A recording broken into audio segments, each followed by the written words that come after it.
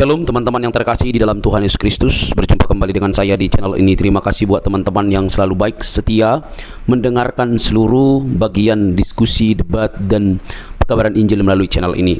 Jangan lupa bagikan kepada sanak saudara supaya ada banyak orang yang dicerdaskan dan dibukakan pikirannya. Kali ini teman-teman kita akan melihat bagaimana para polemikus ini yang notabene sudah belajar tentang Islam, Quran dan hadisnya, dan mungkin mereka sudah sangat begitu sibuk mendengarkan pemaparan-pemaparan para ustadz-ustadznya, tetapi kok masih ilmunya tanggung-tanggung atau mungkin juga buta begitu ya. Nah, ketika disampaikan fakta-fakta justru mengamuk, justru kepanasan, justru kesurupan, tidak mau terima fakta yang ada. Teman-teman jangan skip, yuk kita cerdaskan mereka. Semoga dengan berita Injil, perbedaan-perbedaan yang ada bukan untuk memperuncing, tetapi untuk membawa kepada keterang yang sejati. Ini dia videonya teman-teman. Video abang sebelum-sebelumnya memang banyak sekali ketidaktahuan begitu. Dan saya sendiri. Siapa yang tidak tahu itu? Yang dinaikkan oleh abang begitu. Iya, masalahnya semuanya begitu. Ya, anggap begini, Bang, saya itu sampai capek loh Bang, gini. Mencari kalian yang ngerti agama Islam itu sama susahnya seperti mencari jarum di dalam tumpukan lautan. Mencari jarum di dalam laut seperti itu, sulit, nggak ketemu-ketemu. Ya. Gitu. Oke, anggap begini abangku, anggap saya orang yang ingin lebih tahu terkait Kristen dan abang begitu. Karena pada posisinya saya punya traumatis tersendiri. Ini sebenarnya bukan konsumsi publik, tapi tak apalah di sini konsultasi lah ke abang. Saya respect ke abang. Okay. Dan saya juga tidak setuju dengan orang-orang yang mempersekusi abang meskipun saya muslim begitu ya. Anggaplah saya yang ingin mengetahui lebih jauh terkait Kristen dan seperti apa yang abang rasakan saat dipersekusi begitu abang. Mangga. Okay. Trauma gimana maksudnya, maksud Anda? Saya tidak setuju dengan orang-orang yang memang menganggap dirinya itu benar sendiri begitu, satu, sehingga bisa menyalahkan orang lain dengan seenak jidatnya, termasuk mempersekusi orang-orang yang mengkritik agama saya sebagai agama Islam. Saya pribadi terbuka untuk hal itu. Kalau memang ada sesuatu yang bisa didiskusikan dengan lintas agama, ya silahkan begitu abang. Oke. Baik Bang, jadi kita bicara fakta aja Bang ya. Kita bicara fakta apa yang sudah terjadi di negara kita. Betul. Dan juga yang terjadi kepada saya. Gini Bang, saya ini Bang buka channel seperti ini ada sebabnya Bang. Sebabnya itu adalah ada beberapa orang Islam yang dia itu buka channel, buka acara seperti ini membahas atau menyalah-nyalahkan Kristen. Okay. Nah, makanya saya tanggapi. Nah, ketika saya menanggapi itu Bang, menanggapi itu kan ada model-modelnya itu hanya menjawab, kemudian ada tanya balik. Ya. Yeah. Nah, kalau hanya menjawab-jawab saja, sebenarnya sih aman-aman saja, Bang. Contoh, misalnya orang Islam kan sering bertanya, Yesus Tuhan kan? Iya, Tuhan kok mati? Begitu. Nah, kalau saya jawab, aman-aman saja saya, Bang. Nah, tetapi dalam diskusi yang sehat, saya itu juga harus tanya balik, Bang. Nah, ketika saya tanya balik, saya bilang, Muhammad Tuhan. Nah, Tuhanmu Muhammad kok mati? Nah, barulah mulai orang Islam ngamuk, kesetanan, kesurupan, berkata, pokoknya kalau saya ketemu kamu, awas kamu. Begitu dan lain sebagainya. Seperti itu, Bang. Jadi saya melihat bahwa orang-orang Islam, Bang, banyak mereka itu senangnya bertanya ataupun kalau dibilang menyerang, bukan menyerang fisik ya Bang ya. Maksudnya itu menyerang keyakinan gitu Bang. Senang menyerang keyakinan. Tapi giliran diserang keyakinannya, ngamuk kesetanan. Gitu loh. Contohnya siapa? Contohnya Abdul Somad. Abdul Somad kalau misalnya bahas agama orang. Contoh nih Bang. Di dalam salib itu ada jin kafir. Nah kan itu kan sebenarnya kan serangan. Betul loh. Serangan terhadap iman Kristen. Begitu. Nah, ketika misalnya nanti ada orang Kristen bilang di Ka'bah itu ada setan, pasti orang Muslim se-Indonesia akan ngamuk dengan mengatakan itu namanya penistaan agama. Nah, itu Bang yang terjadi itu seperti itu. Makanya saya simpulkan orang Islam di Indonesia ini mau menang sendiri. Itu mau diakui mau nggak diakui faktanya emang begitu, Bang. Ya, banyak. Saya tidak menutup fakta demikian. Izin masuk abang ya. Saya yakin bahwa Bang Edis ini juga mencintai perdamaian, apalagi ajaran Kristen kan kasih begitu ya. Betul. Nah, sehingga mudah-mudahan begini ya Bang, saya melihat memang banyak juga dari golongan kami begitu. Kalau kata Tretaan Muslim golongan kami ya, golongan kami pun yang masih sumbu pendek, kemudian yang masih mencari-cari perkara begitu. Nah, tapi garis bawahi, fair gak Bang kalau misalkan kami nih di golongan kami, kemudian di forum kami mendistract tanda kutip ajaran Kristen begitu. Tapi itu untuk forum kami. Kemudian Kristen dengan pendetanya atau siapapun itu di forumnya mendistract Islam, bagi kami, bagi saya itu sah-sah saja begitu. Nah, hanya kalau sudah dipublikasi itu yang jadi problem, termasuk Ustadz Abdul Somad saat dipublikasi itu yang jadi problem karena yang nonton bukan hanya Muslim, tapi Kristen juga. Kita sekarang bicara hukum positif ya Bang ya. Baik. Jadi di dalam pasal 300 KUHP yang baru itu memang bunyinya seperti itu Bang. Barang siapa di muka umum. Betul. Nah, tetapi ada itu Bang, ada di situ pasal tambahannya. Ini tidak berlaku jika dilakukan dalam kajian yang saya bacakan saja Bang ya. Ini sudah saya download KUHP baru kita, saya bacakan. Jadi supaya kita ngerti Bang. Sebentar ya, KUHP baru. Oke, Undang-Undang Nomor 1 Tahun 2023 ya Bang ya. Pasal 300. Oke, saya bacakan ya Bang ya. Boleh. Kita bicara hukum saja nih langsung. Nih, setiap orang di muka umum yang satu, melakukan perbuatan yang bersifat permusuhan. Nah, ini memang kalau pasal-pasal agama ini memang agak-agak nggak jelas nih. Jadi definisinya ini bikin orang mumet gitu loh. Melakukan perbuatan yang bersifat permusuhan. Coba Bang, gimana ini menurut Anda ini Bang? Melakukan perbuatan yang bersifat permusuhan. Apakah maksudnya begini, apakah kalau misalnya kita menyatakan bahwa ajaran agama lain itu salah menurut iman kita, apakah itu pidana? Ini kadang-kadang aneh ini memang. Padahal jelas Bang ya, kita kalau mau jujur Bang, menurut iman Kristen, iman Islam itu ya salah. Menurut iman Islam, iman Kristen itu ya salah. Betul, sepakat. Nah, apakah ketika kita mengeluarkan statement itu, apakah itu permusuhan? Ya, makanya aneh-aneh nih pasal penistaan agama ini memang. Memang masuk Bang ya. Nah, coba silakan. Oke. Menurut saya, kemudian apa yang saya pelajari di bangku perkuliahan, kebetulan saya ilmu politik Abang ya. Ilmu sosial, ilmu politik. Memang hukum kita baik dari KUHP-nya ataupun undang-undang ataupun yang di amandemen. Artinya kan kalau ada amandemen itu ada sesuatu yang harus diperbaiki begitu. Sehingga memang dari awal berdirinya negara kita hingga saat ini, masalah hukum ini memang tidak pernah selesai. Pertama adalah selalu menyesuaikan begitu kan. Nah, yang kedua, kadang pasal-pasal karet, pasal satu dengan pasal yang lain kadang berkontradiksi begitu Abang. Sehingga memang pasal-pasal seperti ini itu tidak dijelaskan lebih jauh. Siapa yang bisa menafsirkan pasal kan tidak ada sebetulnya dan susah begitu. Maka kita masuk ke tadi yang Ustadz Abdul Somad, apakah itu penghinaan atau tidak?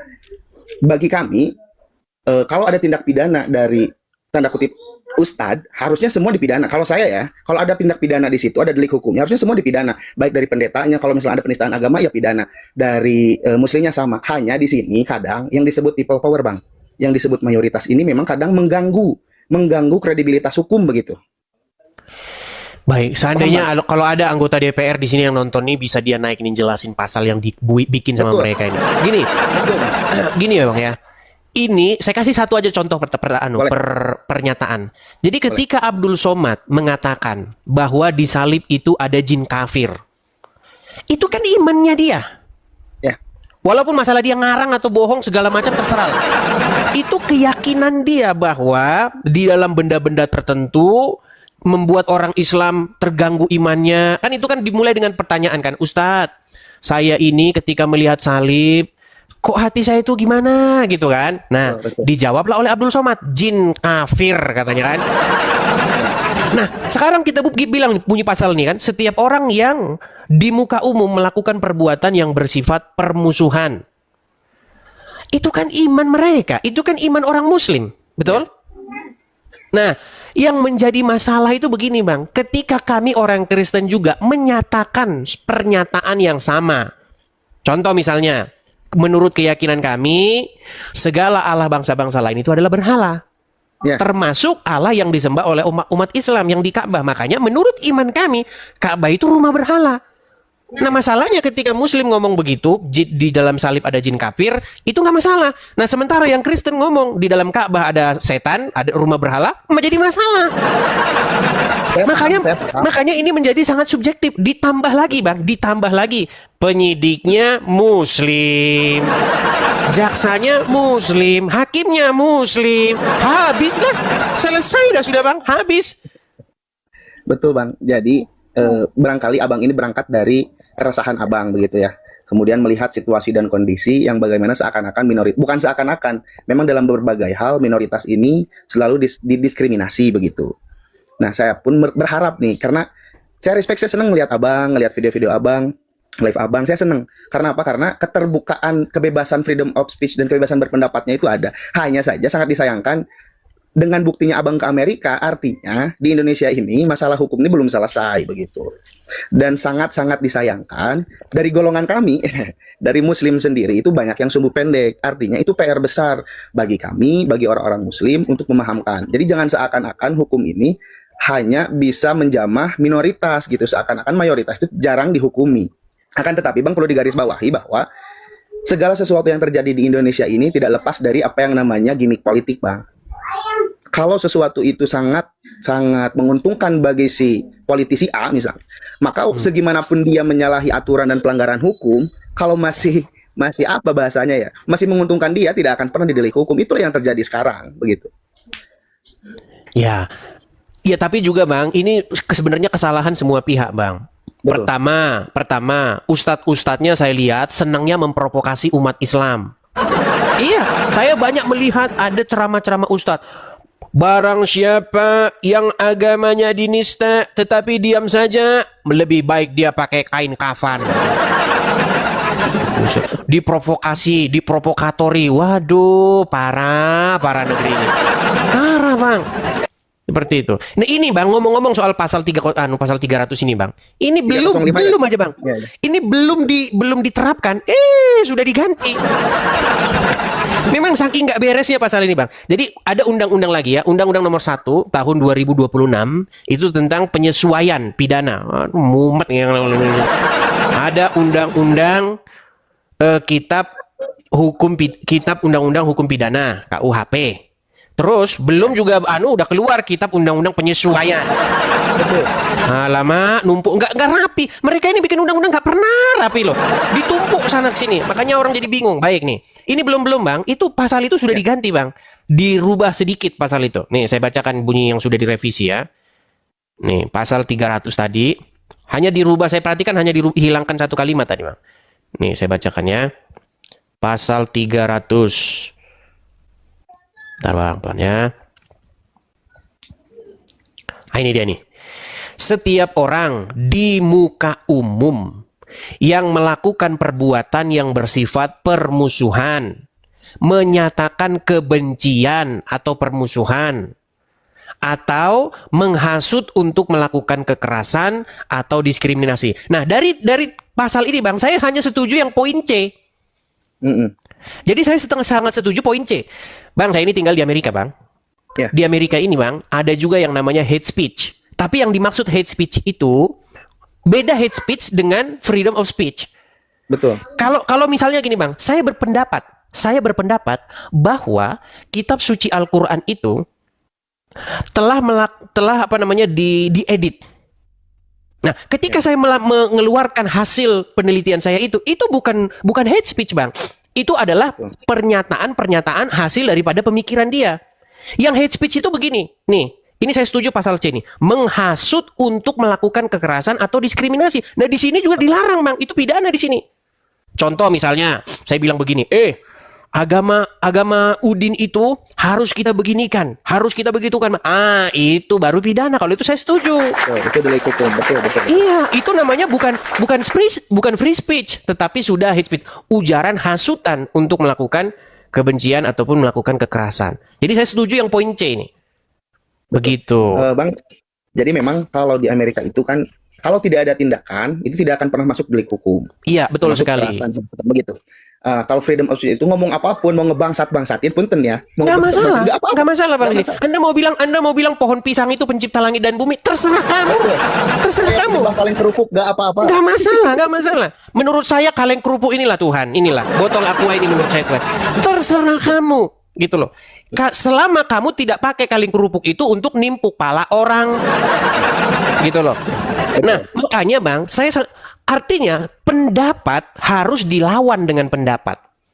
Gitu loh. Jadi ketika Muslim berkata bahwa di salib itu ada jin kafir, itu pendapat dia. Nah, masalahnya saya juga orang Kristen boleh berpendapat bahwa di dalam Ka'bah ada setan.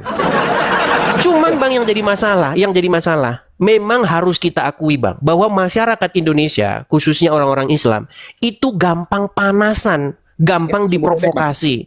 Begitu. Itu fakta yang terjadi. Padahal kan bantah saja, argumen dibantah saja, kenapa sih? Orang dia berpendapat, bantah aja argumennya. Tanya dalilnya mana, ininya mana. Sudah cukup. Gitu. Itu yang saya rindu-rindukan Bang dengan masyarakat kita Bang. Ya, gitu. Mudah-mudahan Abang ya bisa. Maksudnya gini, kita di sini agen-agen yang memang ingin adanya freedom of speech, ingin adanya kesesuaian, keadilan yang sesuai, yang betul itu, kita saling mengamankan posisi. Maksudnya begini Abang. Abang punya jemaat, kemudian saya juga punya rekan-rekan, bahasa kita di sini jamaah begitu ya. Jadi mulai dari situ semoga jemaat Abang, jamaah saya, dan masyarakat khususnya itu bisa paham. Artinya gini, sebetulnya saat Abang misalkan mengkritisi atau mengatakan bahwa di Ka'bah saya ada setannya segala macam, harusnya itu sah-sah saja. Kadang yang jadi masalah itu people power-nya Bang. Banyak orang yang tadi sumbu pendek. Ya, banyak orang yang sumbu pendek, dumas lah akhirnya kan. Nanti dumas aduan masyarakat. Kemudian kalau nggak aduan masyarakat, polisi terpaksa akhirnya kan gitu. Itu berulang-ulang Bang. Jadi seolah-olah hukum di negara kita ini kayaknya itu ditentukan sama netizen gitu loh. Bukan ditentukan dari apa yang sudah ditetapkan gitu. Kalau sudah ditetapkan, misalnya itu nggak masalah. Tapi kalau netizen demo terus, ya demi menjaga ketertiban, maka harus dipenjara saja. Itu yang terjadi kepada Pak Ahok Bang. Itu terjadi kepada banyak orang. Udah korbannya banyak sekali Bang. Pak Ahok, dia cuma ngomong begitu. Bahkan yang diomongin itu mereka ketawa-ketawa loh. ya. Tapi gara-gara demo kaum berdaster dipenjara 2 tahun. Miris Bang, miris. Gitu loh. Dan banyak lagi. Betul. Ada Arswendo juga begitu. Di demo dan segala macamnya. Susah Bang. Kalau saya memang ingin menyampaikan di sini kepada yang nonton juga, dari tadi banyak yang katanya Muslim jadi-jadian. Saya Muslim asli, hanya saya sangat ingin melihat adanya dinamika dan dialektika di masyarakat, apalagi diskusi lintas agama kayaknya seru. Kalau Abang nggak di Amerika, kayaknya bisa ketemu kita ngopi, ngobrol. Waduh Bang, mantap benar Bang. Gitu, Bang. Saya sangat merindukan itu Bang. Gitu loh. Betul. Sebenarnya Bang, kalau masyarakat Indonesia khususnya yang Muslim dewasa banget Bang. Dia bilang begitu ya nggak apa-apa. Orang juga kita juga ngomong di salib ada jin kafir nggak apa-apa kok. Iya nggak masalah. Cuman kapan nih masyarakat nih dewasa ini nggak panasan. Giliran dibilang anu dikit langsung.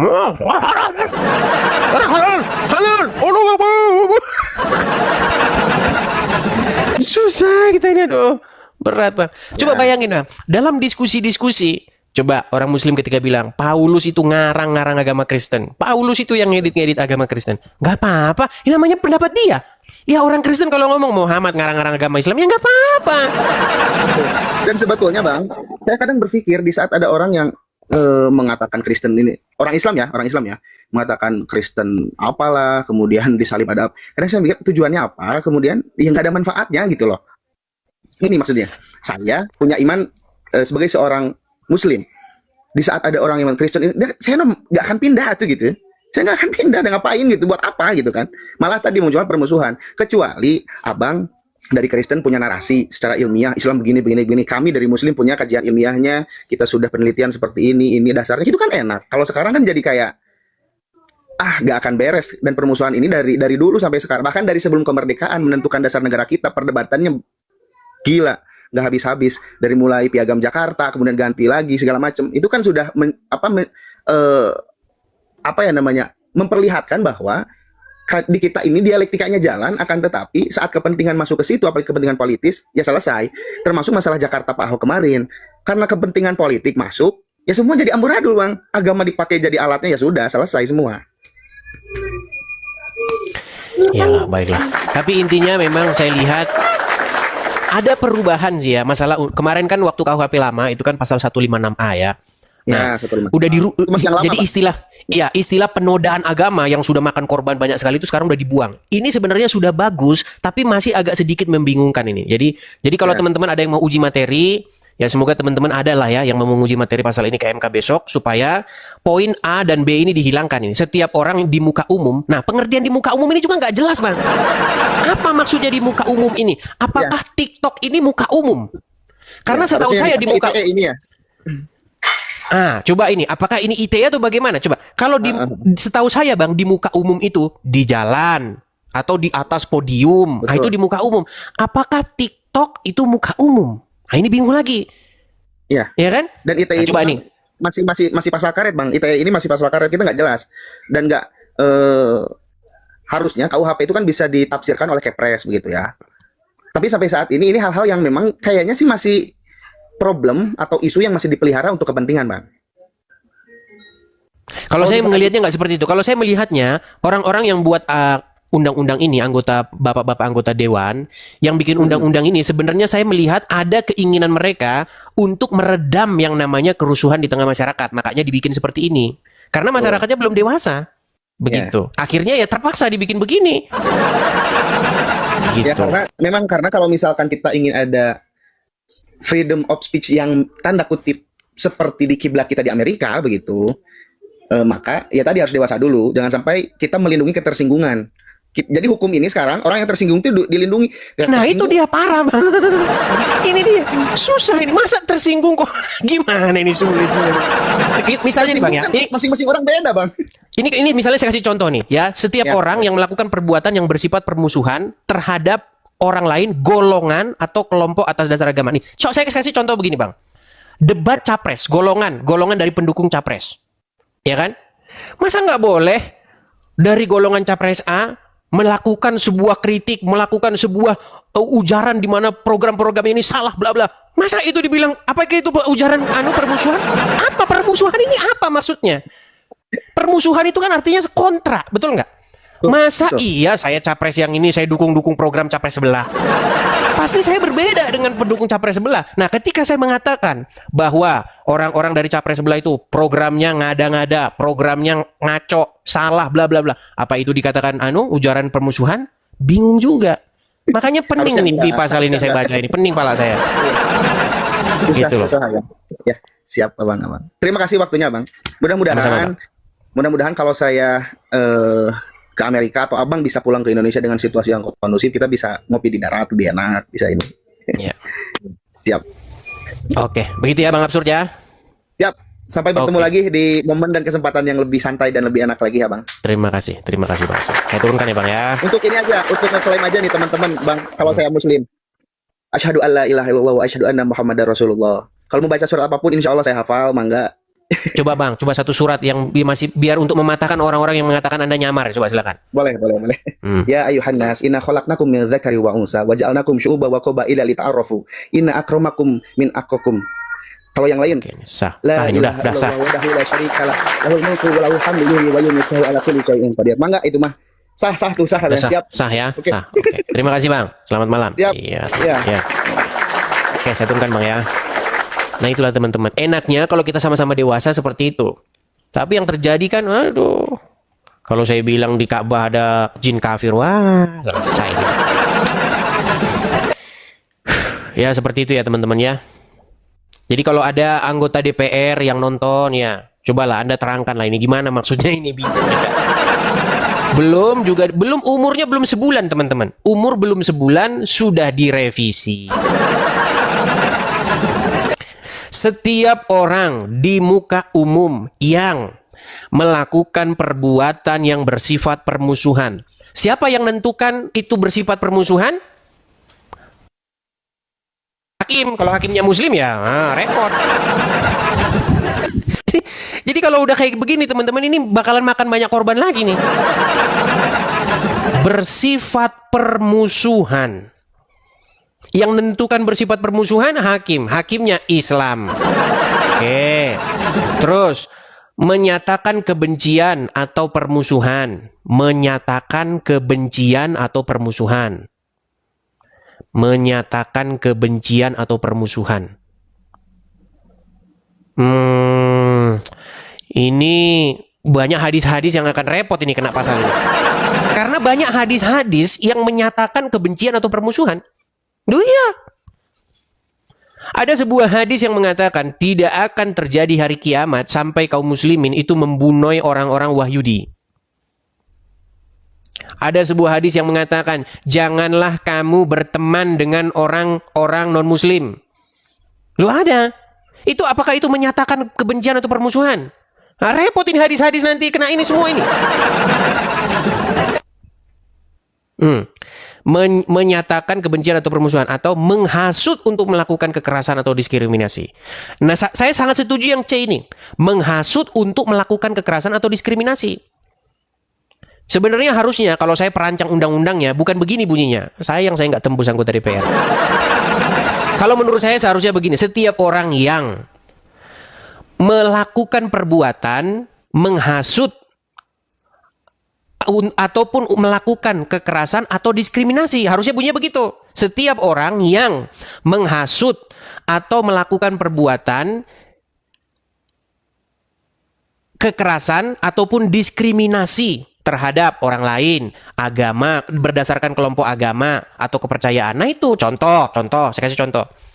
Ada orang Kristen datang ke kantor bupati atau kantor kecamatan atau kantor pemerintahan.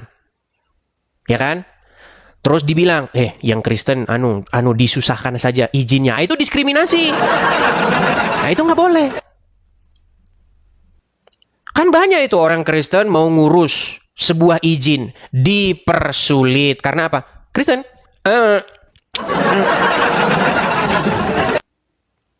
Artinya Anda membeda-bedakan. Nah, itu nggak boleh. Begitu. Ya, seperti itu.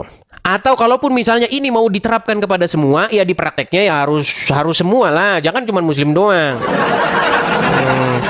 Kalau misalnya mau di semua pasal ini diterapkan, harusnya yang muslim juga ketika mengatakan, misalnya seorang muslim mengatakan, perangilah orang-orang yang tidak beriman kepada Allah dan Rasul-Nya. Nah itu melanggar pasal ini. Disuruh memerangi orang-orang yang tidak beriman kepada Allah dan Rasul-Nya ini. Berarti setiap orang yang menghasut untuk melakukan kekerasan. Nah, kena. Ruwet pasalnya, ruwet. Begitu ya. Oke, coba kita kasih naik nih. Biar nggak kita ngomong sendiri. Kita kasih nih ke Roji.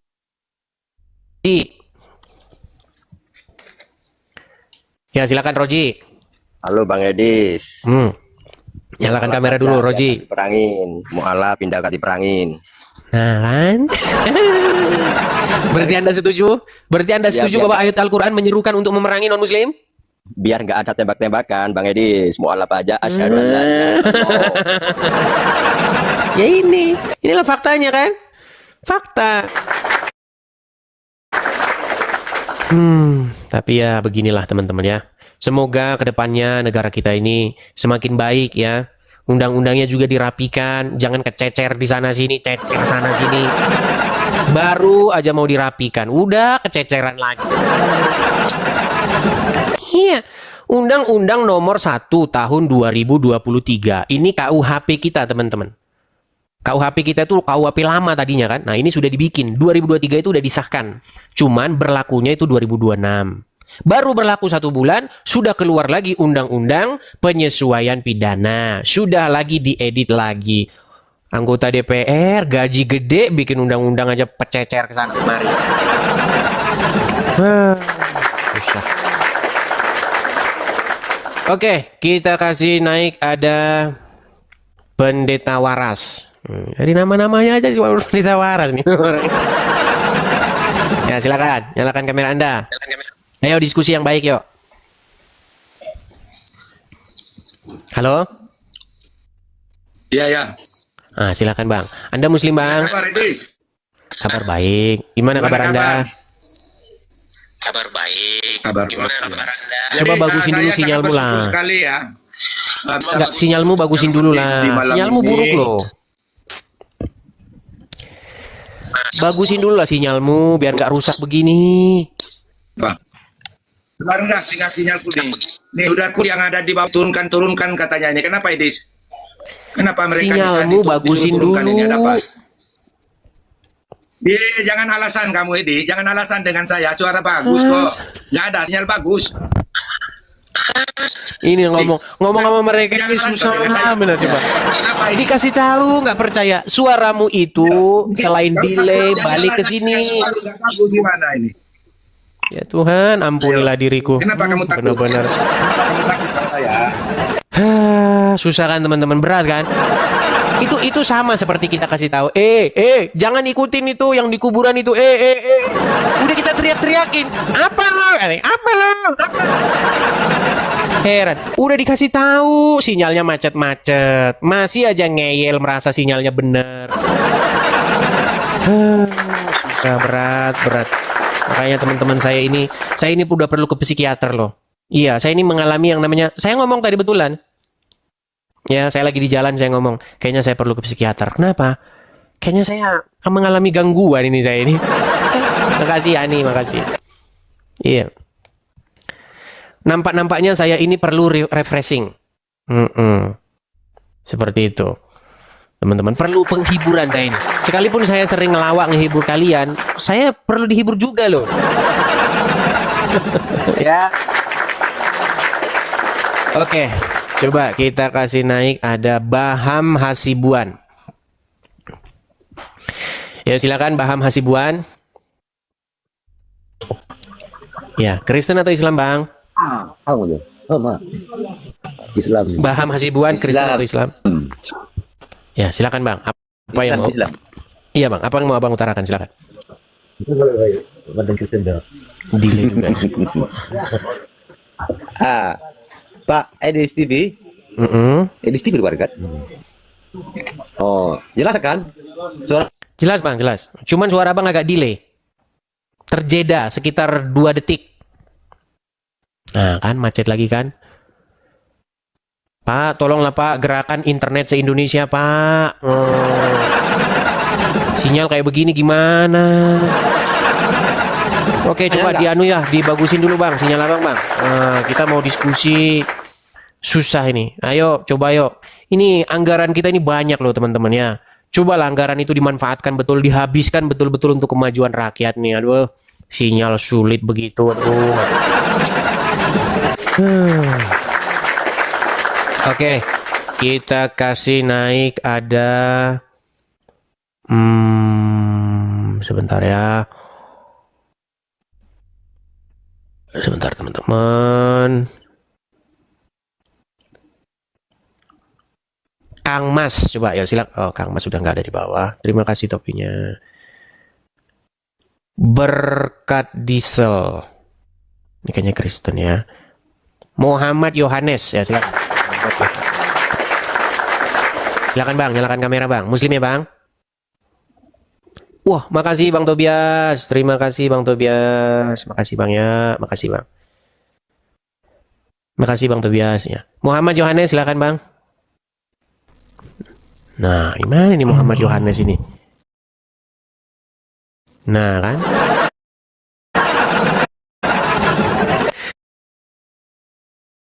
Ini banyak orang nggak waras loh. Coba naik diskusi yang baik, yuk. Kita sama-sama menuju perbaikan negara kita ini, yuk. Ayo. Kalau memenuhi unsur-unsur pidana, maka dari pihak Muslim juga seharusnya sama. Jangan cuman saya doang.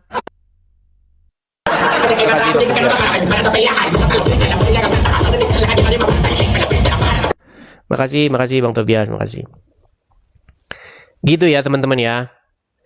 Kalau misalnya kita jujur apa adanya semua diterapkan, ya bagus. Tapi kalau diterapkan jangan timpang sebelah gitu ya, seperti itu. Oke, kita kasih naik ada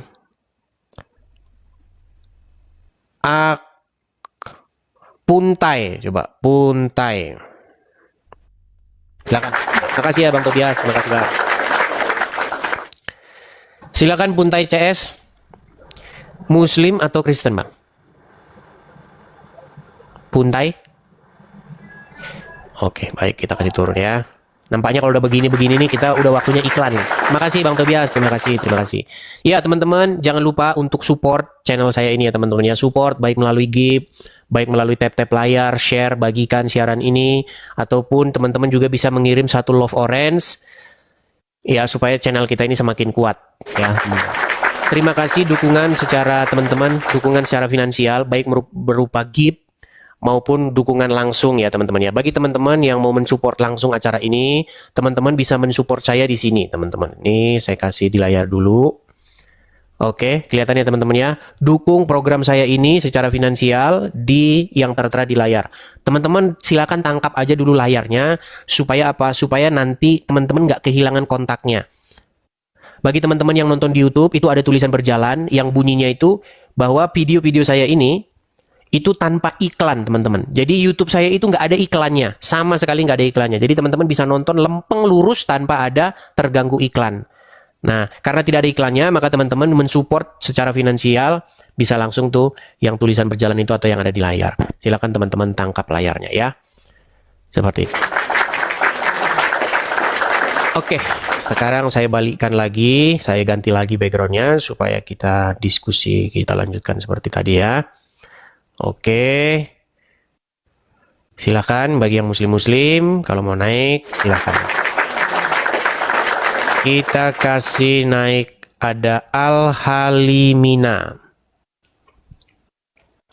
Makasih Bang Tobias, makasih Bang. Al Halimina, apakah Anda seorang muslim? Oh iya mantap ini dia lagi.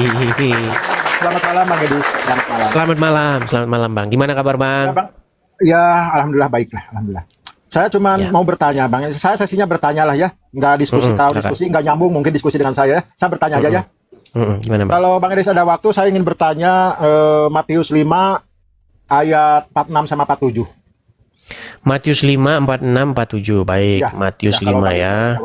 Atau bisa Bang bacakan di situ, Bang? Masih nambut HP. Sambil saya bacakan juga di sini ya. Tunggu dulu ya, soalnya kalau cara nyari di buku susah. Oke. Tunggu dulu bentar ya. Matius 5. Saya bacakan saja di sini. Oh, iya, Matius 5 ayat yang ke 46 47. Oke, 46. Kita mulai dari 46 ya. Baik. Di sini dikatakan, apabila kamu mengasihi orang yang mengasihi kamu, apakah upahmu? Bukankah pemungut cukai juga berbuat demikian? Dan apabila kamu hanya memberi salam kepada saudara-saudaramu saja, apakah lebihnya daripada perbuatan orang lain? Bukankah orang yang tidak mengenal Allah pun berbuat demikian? Ya, maksudnya apa Bang? Coba tolong diperjelas. Maksudnya begini Bang, maksudnya orang-orang pengikut Tuhan Yesus ini supaya tidak sama dengan yang lain. Karena apa? Karena yang lain itu Bang, contohnya begini, saya kasih contoh. Kalau ada orang memberi kita kebaikan. Contoh kebaikan itu apa? Misalnya contoh kebaikan itu ketika ada seorang tetangga kita memberikan kepada kita serantang rendang. Lalu karena dia baik sama kita, maka kita balas dia dengan yang baik. Kita balas dia dengan serantang kola. Nah, apa lebihnya kita dari mereka kalau kita hanya membalas orang-orang yang berbuat baik sama kita? Yang diajarkan oleh Tuhan Yesus itu begitu. Makanya kalau kamu hanya berbuat baik kepada orang yang juga berbuat baik kepada kamu, lalu lebihnya kamu dari para pemungut cukai dengan para penjatuh apa gitu loh. Karena sesama begal motor, mereka saling tolong. Contoh, bro, mau begal di mana bro? Wah, gua mau begal di nih Bandar Lampung nih, gua mau begal nih. Nah, dipinjemin letter T, ya kan? Iya betul. Nah, karena dia udah berbuat baik dipinjemin letter T, besok gantian gua kasih lo letter T yang bagus. Maksudnya begini, kalau kita hanya berbuat baik sama orang yang juga berbuat baik kepada kita, itu para penjahat-penjahat itu seperti itu juga. Begitu. Makanya kita diajarkan oleh Tuhan Yesus itu supaya tidak serupa dengan dunia ini. Gitu. Memang susah bang, ya berat bang. Saya merasakannya sulit bang, sulit. Ketika misalnya ada orang menjahati kita, orang misalnya memfitnah kita, tetapi kita balas dengan kebaikan. Begitu. Artinya Tuhan Yesus mengatakan untuk mengalahkan yang jahat itu dengan kebaikan. Gitu loh bang. Inilah luar biasanya apa yang diajarkan oleh Yesus, dan sulit memang dilakukan bang, berat. Memang berat bang. Kalau di saya gini bang ya, seperti kita ini orang biasa dan orang istimewa. Kalau kita melakukan kebaikan kepada orang yang baik, ya biasa-biasa saja. Istimewa. Sama bang, impas artinya. Ya ketika kita berbuat lebih lah istilahnya. Kita gini lah, bisa senyum kepada orang yang cemberut ke kita gitulah, mungkin kalau menurut saya itu ya orang lebih. Kalau kita senyum kepada orang yang senyum, biasa lah itu. Betul ya? Jadi kita jangan sama dengan ya ngerti. Satu lagi ya, kalau ada waktu, masih ada waktu? Boleh bang, boleh. Ya. Galatia 3:28. Galatia 3:28 ya. Ya, 28. Surat kepada jemaat di Galatia, pasal yang ketiga, ayat yang ke-8. 28, ayat 28. Oh, 28. Oke, 28. Pasal 3:28 ya. Baik. Pasal 3:28. Baik. Bunyinya begini, Bang. Dalam hal ini betul itu? Tunggu, ini bahasa Inggris munculnya, Bang. Dalam hal ini tidak ada orang Yahudi atau tidak ada orang Yunani, tidak ada hamba atau orang merdeka, tidak ada laki-laki atau perempuan, karena kamu semua adalah satu di dalam Kristus Yesus. Itu? Ya, betul. Terus lanjut. Dan jikalau kamu adalah milik Kristus, maka kamu adalah keturunan Abraham dan berhak menerima janji Allah. Ya, betul. Allah, nah itu ngalungin. Iya, ini perikop tentang hukum Taurat dan janji, Bang, atau janji. Ya, maksudnya apa yang barusan, Bang? Ya, ini kalau kita baca secara dari atas ya, Bang ya. Nih, ya, dari atas. Saudara-saudara, baiklah kupergunakan suatu contoh dari hidup sehari-hari. Suatu wasiat yang telah disahkan, sekalipun ia dari manusia, tidak dapat dibatalkan atau ditambahi oleh seorang pun. Adapun kepada Abraham diucapkan segala janji itu, dan kepada keturunannya. Tidak dikatakan kepada keturunan-keturunannya, seolah-olah dimaksud banyak orang, tetapi hanya untuk satu orang. Dan kepada keturunanmu, yaitu Kristus. Maksudku ialah, janji yang sebelumnya telah disahkan Allah, tidak dapat dibatalkan oleh hukum Taurat, yang lebih baru terbit 430 tahun kemudian, sehingga janji itu hilang kekuatannya. Sebab, jikalau apa yang ditentukan Allah berasal dari hukum Taurat, ia tidak berasal dari janji, tetapi justru oleh janji Allah telah menganugerahkan kasih karunia karunianya kepada Abraham. Kalau demikian, apakah maksudnya hukum Taurat? Ia ditambahkan oleh karena pelanggaran-pelanggaran sampai datang keturunan yang dimaksud oleh janji itu, dan ia disampaikan dengan perantaraan malaikat-malaikat ke dalam tangan orang perantara. Jadi maksudnya gini, Bang. Jadi Tuhan itu berjanji kepada Abraham bahwa melalui jadi janji ini sebelum Abraham datang, Bang. Sebelum hukum Taurat ada. Jadi hukum Taurat itu kan adanya di zaman Musa, ketika Musa diutus kepada Firaun untuk meminta bangsa Israel itu keluar dari Mesir. Jadi saya kasih ceritanya, Bang, ya biar gampang. Dulu orang Israel itu kan tinggal sebagai orang asing di Mesir, tepatnya di tanah Goshen. Bagaimana kok bisa orang Israel ini tinggal di Goshen? Jadi ceritanya gini. Dulu nenek moyangnya orang Israel itu ada namanya Yusuf. Anaknya Yakub ini. Nah, Yusuf ini suatu ketika dia itu dijual ke Mesir. Nah, di Mesir dia ini ketimpa sial, di penjara dia karena fitnah. Nah, tetapi di penjara ini dia punya teman. Temannya ini bermimpi. Jadi ada dua orang itu juru minum dan juru roti. Ya. Juru minum dan juru rotinya Firaun. Apa juru minum, apa juru roti? Saya jelaskan lagi. Zaman dulu, Bang, raja itu nggak boleh makan minum sembarangan. Karena racun-meracun raja itu zaman dulu itu sangat umum terjadi. Makanya kalau raja mau minum, mau makan, itu ada tim pemeriksa makanan dan minuman raja. Namanya juru minum dan juru roti. Nah, suatu ketika ada masalah sama kesehatan Firaun ini. Sehingga juru minum sama juru roti itu ditahan. Untuk menentukan siapa di antara orang dua ini yang salah. Nah, bermimpilah dua orang ini. Satu bermimpi tentang bahwa dia menjunjung sebuah kepada Firaun. Satu juga bermimpi. Nah, diartikan sama Yusuf ini. Karena sama-sama dalam penjara kan. Ya, tiga junjung itu artinya 3 hari. Dalam 3 hari ke depan, kamu akan kembali mengantarkan piala kepada Firaun. Terus yang satu juga mimpi. Dia mimpi menjunjung 3 bakul. Tetapi ada burung datang makan. Ya, ya betul. Nah, diartikan dalam 3 hari kamu akan menghadap Firaun, tetapi kamu akan digantung sama Firaun sampai burung-burung memakan dagingmu. Ya, betul. Ternyata kejadian mimpi itu dikasih tahu sama Yusuf, kejadian kan? Nah, setelah kejadian orang ini lupa. Padahal Yusuf itu udah pesan, kalau kamu nanti benar-benar kejadian, tolong kasih tahu ini perihal saya ini sama raja, karena saya ini difitnah, katanya kan. Ternyata lupa. Nah, ketika lupa, bertahun-tahun lamanya lupa, Firaun gantian yang mimpi. Nah, Firaun ini mimpi, dia melihat ada 7 lembu yang kurus. Ya, betul. Nah, terus ada juga 7 lembu yang gemuk. Nah, 7 lembu yang kurus ini memakan 7 lembu yang gemuk tadi.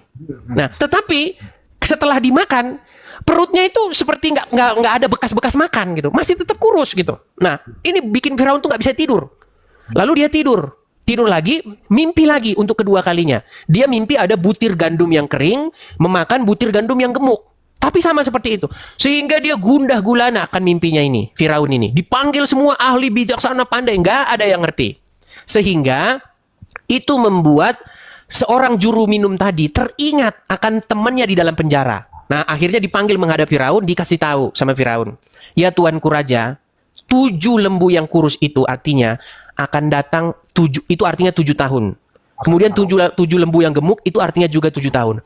Bahwa akan datang nanti begitu kelimpahan di negeri ini. 7 tahun kelimpahan, tetapi akan datang 7 tahun kelaparan. Yang kelaparan itu tidak akan meninggalkan bekas-bekas bahwa negara ini dulu pernah makmur selama 7 tahun. Nah, singkat cerita, karena Yusuf ini berjasa, akhirnya Mesir menimbun gandum yang begitu banyak. Karena Yusuf ini berjasa, akhirnya Firaun itu ngasih tanah sama Yusuf ini kepada bangsanya. Panggil bangsamu ke sini karena masih ada 7 tahun kelaparan di sini. Nah, akhirnya itulah sejarahnya orang Israel itu tinggal di Goshen itu di Mesir. Tetapi setelah Firaunnya ini mati, bangkitlah Firaun yang nggak kenal silsilah nenek asal usul mereka di situ. Karena kan beda bangsa ini, Bang, beda suku. Ya, betul memang. Nah, akhirnya ini balik ke cerita.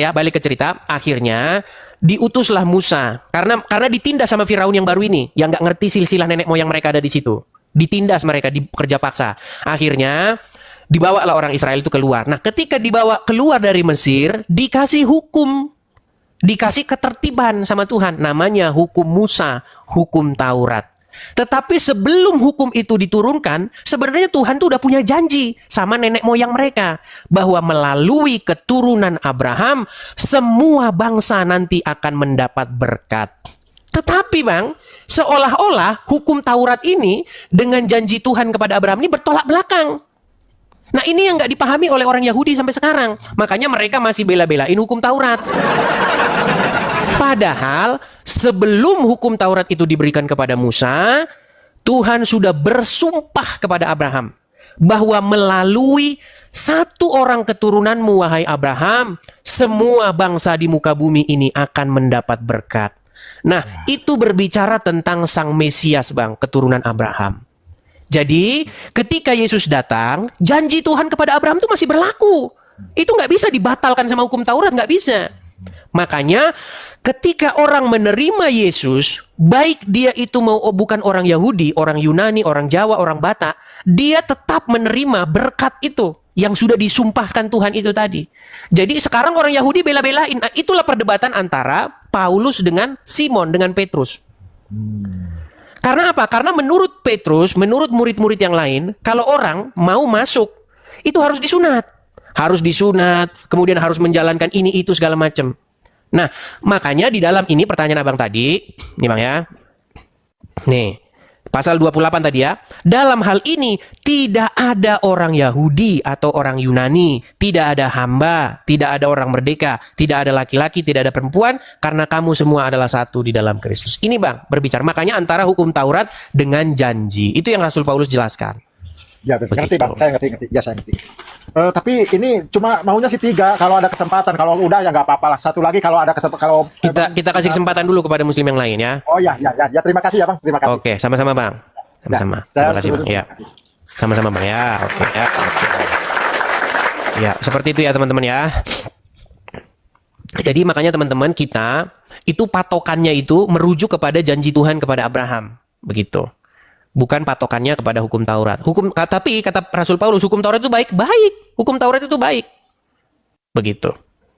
Tetapi kita itu rujukannya adalah kepada janji yang dulu disumpahkan Tuhan kepada Abraham, bahwa melalui keturunannya, bahwa semua bangsa akan mendapat berkat.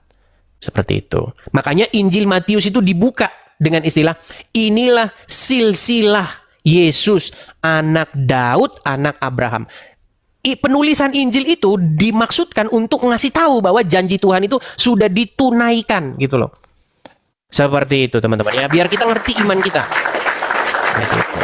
Jadi bukan keturunan Abraham yang tetangga sebelah sono ya. Seperti itu. Oke, kita lanjutkan lagi. Ada Raden Sapu Jagat. Silakan Raden Sapu Jagat. Halo Raden Sapu Jagat. Iya, halo juga. Ya, silakan nyalakan kamera Anda dulu. Masya Allah, luar biasa nih. Edis TV nih. Ya, Sudah kamera dulu Bang. Jangan ngomong dulu Bang. Kamera dulu, kamera. Ya, silakan. Oh, Edis TV. Waduh. Kamera Bang, kamera. Nah, begitu Bang. Ya. Coba Bang, pindah ke tempat yang bagus Bang. Jangan gelap-gelapan Bang, karena gelap-gelapan bisa berakibat jadi nabi. Silakan. Silakan Bang. Iya, silakan. Gimana tuh? Loh, Anda naik ke sini mau ngapain? Ini diskusi Islam Kristen. Silakan. Mau bertanya nih. Silakan. Tentang Tuhan Tritunggal itu Tuhan yang bagaimana? Terus imannya seperti apa? Dan dosa turunan itu dosa yang Banyak bagaimana? kali Bang pertanyaan. Satu-satu lah Bang. Jangan banyak Bang, satu aja belum kelar. Semua mau Bang borong. Dosa turunan. Coba Bang, Abang pindah dulu Bang. Pindah, geser ke tempat yang terang Bang. Jangan gelap-gelapan, nanti jadi nabi lagi nanti Abang nanti. Dengar nggak dia nih kita ngomong teman-teman? Rumah. Bagusin dulu sinyal Bang. Ya. Bagusin dulu sinyalnya, bagusin dulu. Nanti ruwet. Saya ngomong berbusa-busa pun nanti nggak kalian dengar juga, percuma ya.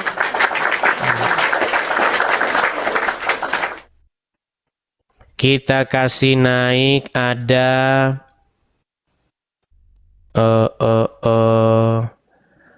sebentar ya teman-teman ya. Edo Satrio. Mana Edo Satrio tadi? Ah ini dia. Oh sudah tuh. Oke, masih ada. Andrean. Duh. Ya Andrean, silakan nyalakan kamera Anda. Halo Andrean. Oke, baik kita turunkan ya. Kita kasih naik ada Haji Umar. Ya, silakan Haji Umar, nyalakan kamera Anda. Oke, terpental lagi. Kita kasih naik ada Intana.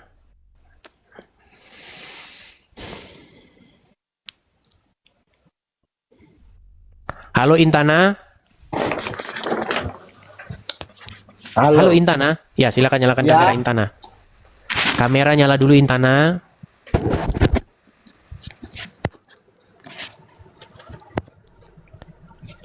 Halo?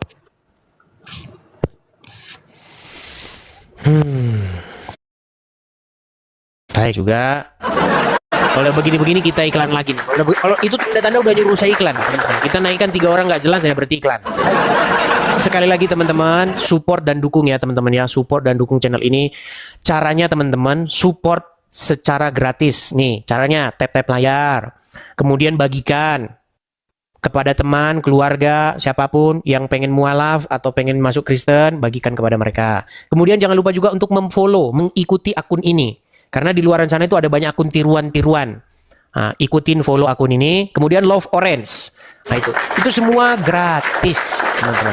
Ya, jangan lupa kalian nonton tapi nggak follow. Ya, biar kalau follow nanti dapat notifikasi ketika saya sedang live. Seperti itu. Nah, bisa juga teman-teman mensupport secara finansial. tinggal klik aja profil saya, itu semua udah ada semua saya jelasin di situ. Ya, kalau teman-teman malas membaca, teman-teman bisa support saya secara finansial di sini. Saya iklanin kan, gara-gara naik nggak jelas ya harus saya iklanin. Kalau udah 3 orang naik nggak jelas itu berarti suruh iklan. Teman-teman bisa support saya di situ ya teman-teman ya. Silakan teman-teman tangkap layarnya, dukung program Edis TV ini secara finansial di yang tertera di layar tersebut. Ya, banknya BRI atas namanya saya, Edi Sidaputar. Teman-teman hati-hati penipuan ya teman-teman ya. Saya tidak pernah punya kiris. Jadi kalau ada orang pakai kiris-kiris itu penipuan teman-teman ya. Jadi satu-satunya ini. Seperti itu. Oke, kita kembali lagi ke diskusi awal. Kita kasih naik ada sebentar.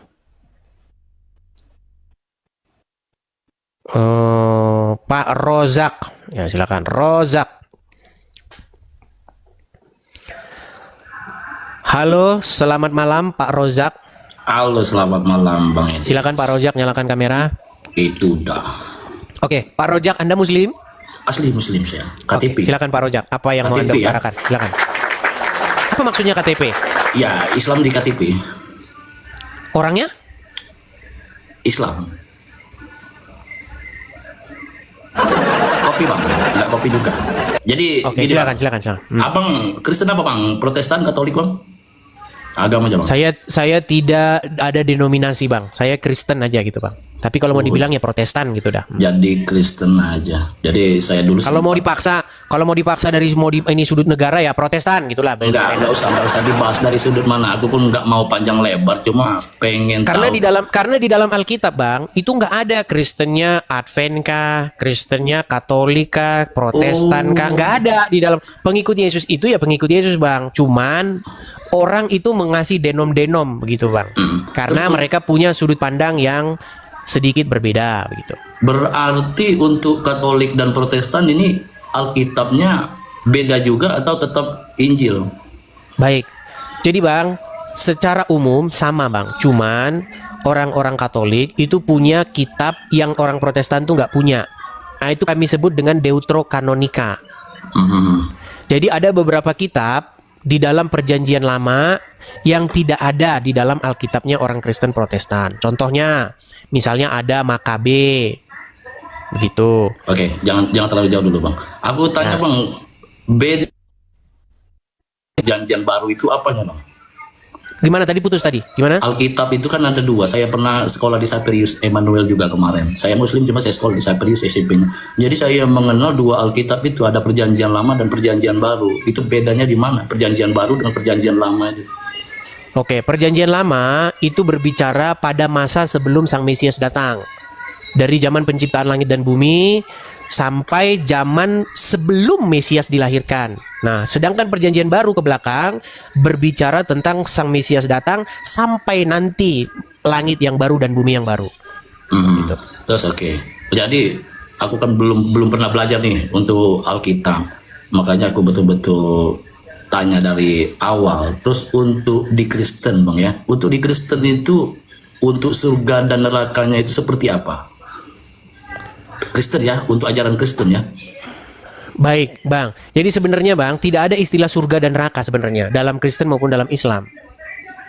Yang ada itu kehidupan yang akan datang dan kehidupan yang sekarang, Bang. Nah, jadi dalam agama Kristen, Bang, nanti Bang, di kehidupan yang akan datang. Jadi surga yang dimaksud dalam Kristen itu, Bang, itu adalah di langit yang baru dan bumi yang baru. Jadi pada waktu nanti kedatangan Yesus yang kemudian, dia akan membentuk satu pemerintahan baru. Begitu. Di mana Yesus sebagai rajanya yang memerintah di muka bumi ini sampai selama-lamanya. Nah, disitulah digambarkan di dalam kitab Yesaya ini, saya gambarkan ya Bang ya. Pada waktu itu keadaan dunia itu akan seperti ini. Sebentar, saya bacakan saja. Bentar Bang ya. Bentar. Inilah keadaan dunia ketika Yesus datang lagi Bang. Nih Bang ya, di dalam Yesaya pasal 65 ya Bang ya. Nih. Yesaya pasal 65. Baik.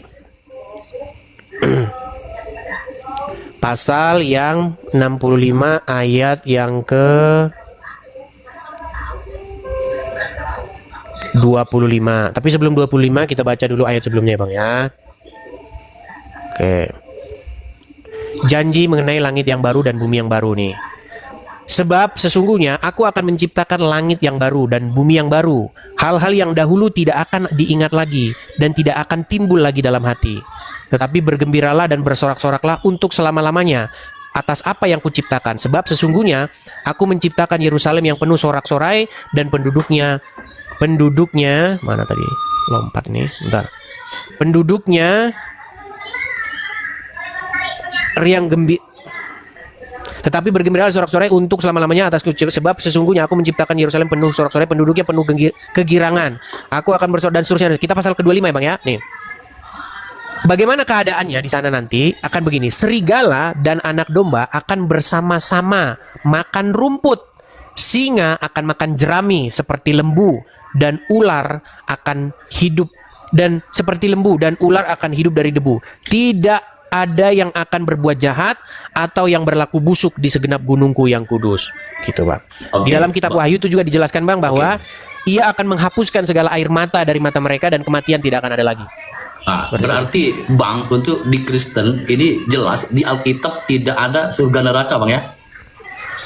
Cuman di dalam terjemahan Bang kita pakai istilah itu Bang. Iya, nggak masalah. Yang penting dia berarti kita sepakat dulu nih. Berarti untuk di Alkitab itu tidak ada surga dan neraka Bang ya? Nanti ini digoreng-goreng lagi nih. Gini Bang. Aku enggak ya, goreng-goreng. bukan, maksudnya sama penonton. Kalau Anda mungkin nggak, tapi penonton nih kan ada Rudy Iskariot di nonton. Gini, Rudy Iskariot kan penonton setia saya itu. Dia nggak bisa kalau nggak nonton saya itu. Gini Bang. Jadi Bang, surga dan neraka itu sebenarnya sebuah kosakata punya orang Hindu. Jadi kalau agama Hindu Bang, ada tingkatan-tingkatannya Bang. Surga itu masih tingkat bawah Bang. Yang paling tinggi itu dalam agama Hindu namanya moksa. Moksa itu yang udah paling tinggi. Oke. Makanya ada nirvana, ada suarga, kemudian ada moksa. Moksa yang paling tinggi. Nah, itu sebenarnya kalau kita pakai istilah-istilah begitu, itu istilah agama Hindu. Makanya di dalam Kristen sebenarnya tidak ada istilah-istilah seperti itu. Terus itu yang katanya Bapak di surga itu gimana itu? Samayim itu Bang. Samayim itu maksudnya langit Bang. Oh, bukan surga atas, yang maksudnya tempat atas, iya. Bukan surga yang kita bicarakan ini Bang ya, berarti Bapak di surga itu bukan surga yang kita bahas ini Bang ya. Gini, surga dalam pengertian, karena nanti kalau saya bilang surga, nanti Anda berpikir ya sama seperti orang Islam. Ya. Sebenarnya gini Bang, di dalam agama Islam itu juga nggak ada istilah surga. Sebentar Bang. Kalau di Islam Bang ya, ketika kita mengerjakan apa yang diperintahkan dan menjauhi larangannya sesuai dengan ajaran, terus ini nantinya masuk surga. Ini sebentar Bang Edi, sebentar dulu Bang. Nah, ketika dia tidak menjalankan perintahnya dan dia melakukan larangnya, berarti masuk neraka Bang. Ini versi Islam Bang ya. Nah, cuma ketika di Kristen tidak ada surga neraka, terus yang dua perbuatan ini kita bilang negatif dan positif. Yang positif ini kemana nantinya? Yang negatif ini kemana nantinya? Ketika nggak ada surga dan neraka Bang. Itu yang saya maksud. Saya jawab. Pertama, sebelum saya jawab, saya luruskan dulu Bang. Jadi kita harus membedakan diskusi orang awam dengan diskusi orang-orang akademis. Iya. Saya awam bilang aja ya. Baik. Begini Bang, tadi ini menarik ini. Anda mengatakan bahwa jikalau orang melakukan perbuatan-perbuatan yang diperintahkan oleh Allah seperti sholat, begitu kan, mengerjakan amal, kemudian zakat dan lain sebagainya, naik haji, maka dia akan dihadiahi dengan yang namanya surga. Iya. Saya bilang salah. Iya, biar Bang, nggak usah dibahas Bang. Salah benernya nggak usah dibahas. Sebentar Bang, harus kita bahas dulu. Enggak Bang. Gini Bang. Jangan takut Bang. Ya gini, sebentar dulu. Anda kan membahas Kristen. Giliran saya bahas Islam kok ditutup-tutupi, jangan begitu. Kita maksud saya seperti ini Bang. Kalau versi Islam seperti itu. Baik, kita nggak menyalah benarkan Bang. Tadi kan Anda udah bicara nih, makanya saya heran teman-teman. Kenapa Muslim ini kalau ditanya tuh takut banget? Aku nggak takut Bang, nggak takut. Iya sudah, makanya Anda kan menanyakan kepada saya, kalau di Kristen, kalau nggak ada istilah surga dan neraka itu, lalu gimana nih? Untuk imbalan bagi orang-orang yang melakukan firman Tuhan, terus imbalan bagi orang-orang yang memberontak kepada firman Tuhan, kan gitu. Betul. Nah, sebelum itu saya jawab, saya mau ke Islam dulu karena ini dua tema ini. Ini loh, diskusi Islam ini, Bang. Artinya kita harus bisa timbal balik ini, ngerti? Iya. Oke, lanjut Bang. Pertama kita ke Islam dulu. Gini Bang, kata surga yang ada di dalam terjemahan Al-Quran itu diterjemahkan dari kosakata apa? Aku kalau untuk kosakata itu aku nggak ngerti untuk itu. Pantesan Anda masih Islam. Pantesan Anda masih Islam. Sebentar Bang, gini. Di dalam Al-Quran, kalau Anda baca terjemahan, kata yang diterjemahkan jadi surga itu berasal dari bahasa Arab jannah. Jannah itu Bang, bukan surga, kebon. Nah, nggak percaya kan dibilang kebon. Surga, jannah itu artinya kebon Bang, bukan surga. Jadi pahala bagi orang-orang yang beriman, mengerjakan amal soleh, itu adalah kebon. Oke. Bisa dibilangin sama dia nih. Enggak. Saya memang Oke, terus awam. kemudian kedua. Enggak masalah. Kemudian kedua Bang. Iya. Ini kita teliti nih. Kita nggak bahas iman di sini. Kita kaji secara ilmiah dan akademis. Iya, Gini. lanjut aja. Kemudian kata neraka di dalam terjemahan Al-Quran itu diterjemahkan dari kosakata berbahasa Arab yang namanya jahannam. Nah, kata jahanam ini Bang, itu bukan neraka. Jahanam itu sebuah tempat pembuangan sampah di Israel. Nih, saya kasih tunjuk Bang. Saya kasih tahu. Dulu di zaman Yesus, bahkan sebelum zaman Yesus, ada sebuah lembah. Lembah ini punya keluarganya, nama pemilik lembah ini namanya Hinom. Nah, lembah ini dulunya digunakan oleh orang-orang Israel sebagai tempat pembuangan sampah, pembakaran. Sebelum tempat pembakaran, tempat ini dipakai untuk bakar anak untuk sesembahan yang bernama Molok. Jadi dulu sebelum orang Israel datang dari Mesir, tempat itu dulu dipakai oleh orang-orang penduduk asli orang Palestina, orang ini Israel, namanya orang Kanaan. Mereka itu melakukan ritual pemujaan dewa Molok. Nah, mereka bakar itu anak-anak mereka kepada dewa Molok itu. Nah, ketika orang Israel datang, Tuhan itu memerintahkan kepada orang Israel, semua tempat peribadatan mereka itu harus di bumi hanguskan, harus dinajiskan. Nah, makanya dipakai oleh orang Israel sebagai tempat pembakaran sampah. Sebentar, biar Anda tahu. Biar Anda tahu. Boleh merokok kan? Boleh merokok. Nanti kena ban. Oh iya, sudah. Gini. Lanjut. Jadi pada waktu itu Tuhan Yesus menggunakan tempat itu sebagai lambang kiasan kepada orang-orang yang jahat. Jadi orang-orang tersebut akan dicampakkan ke lembah Gehinom itu. Nah, dalam bahasa Ibrani, lembah itu Geh. Nah, di Geh Ben Hinom, jadi disebut Gehinom. Lalu dikutip ayat itu oleh orang Islam jadi jahanam. Jadi ketika orang Islam cerita jahanam, itu orang Wahyudi sama orang Kristen ketawa. Itu sebenarnya istilah yang ada di dalam agama Kristen dan agama Yahudi. Kenapa orang Islam membuat cerita dongeng-dongeng tentang Gehinom itu, jahanam itu? Katakan jahanam itu ada jahanam tingkat 1, jahanam tingkat 2, jahanam tingkat ini yang bahan bakarnya kayu dan batu. Ngarang dari mana lu? Orang itu jahanam itu tempatnya ada di situ kok. Ada tempatnya itu, nggak usah nunggu mati. Pergi ke Israel, itu lembah punya keluarga Hinom itu. Ben Hinom, dibaca Gehinom, lembah milik keluarga Hinom yang digunakan tempat pembakaran sampah. Nah, malah dibikin lembah ini. Nah, jadi Bang, ketika ada agama Islam mengatakan pahala bagi orang-orang yang bertakwa, ini belam, itu sebenarnya taman. Dan kalau berbuat jahat dibuang ke itu Israel, lembah Gehinom. Begitu Bang. Itu kalau kita berbicara akademis Bang. Nah, sedangkan pertanyaan Anda tadi kepada saya, bagaimana dengan kekristenan? Jadi begini Bang, di dalam kekristenan, orang-orang jahat itu akan dicampakkan ke dalam Gehinom. Tetapi Gehinom yang dimaksud di situ adalah sebuah keadaan. Makanya Tuhan Yesus tuh ngambil tempat itu untuk menggambarkan bagaimana keadaan orang-orang yang tidak patuh terhadap firman Tuhan. Nah, sementara bagi orang-orang yang patuh, yang melakukan firman Tuhan, mereka dijanjikan tentang langit yang baru dan bumi yang baru. Mereka akan hidup di dalam suatu keadaan di mana Yesus memerintah sebagai raja di situ, dan Yesus akan menghapus segala air mata, dan Yesus menghapus kematian. Kematian itu tidak akan ada lagi, seperti itu. Oke. Berarti tidak ada di Alkitab untuk surga dan neraka bahasanya Bang ya. Surga yang dimaksud Iya. dalam pengertian di situ surganya orang Hindu, nggak ada. Oke. Gitu. Terus yang disampaikan nggak apa-apa tambah satu lagi Bang ya. Untuk Silakan. yang dibilang Bang Edis tadi, kehidupan baru. Berarti kita setelah meninggal dunia, nantinya kita hidup lagi di kehidupan yang baru Bang ya. Iya, begini Bang. Aha. Saya dulu Bang pernah menjadi seorang yang sangat-sangat saya katakan ya, pergumulan hidup saya ini gini Bang. Jadi setelah saya dibaptis ya, saya dibaptis itu kalau nggak salah 2013 atau 2012 kurang lebih itu loh, saya lupa tanggalnya. Tahunnya. Terus kemudian Bang, di dalam perjalanan saya mencari agama Bang, mendalami agama, dulu saya jatuh kepada satu kesimpulan bahwa semua yang dikatakan dalam agama itu semua omong kosong Bang. Sampai saya mengambil satu kesimpulan begini Bang, mengenai kehidupan yang akan datang ya. Kalau Yesus tidak bangkit, artinya Bang, kita nggak bisa percaya dengan yang namanya kebangkitan itu Bang. Karena Anda dalam Islam, Anda meyakini kan bahwa ada kehidupan. Setelah kematian itu ada kehidupan nggak? Iya.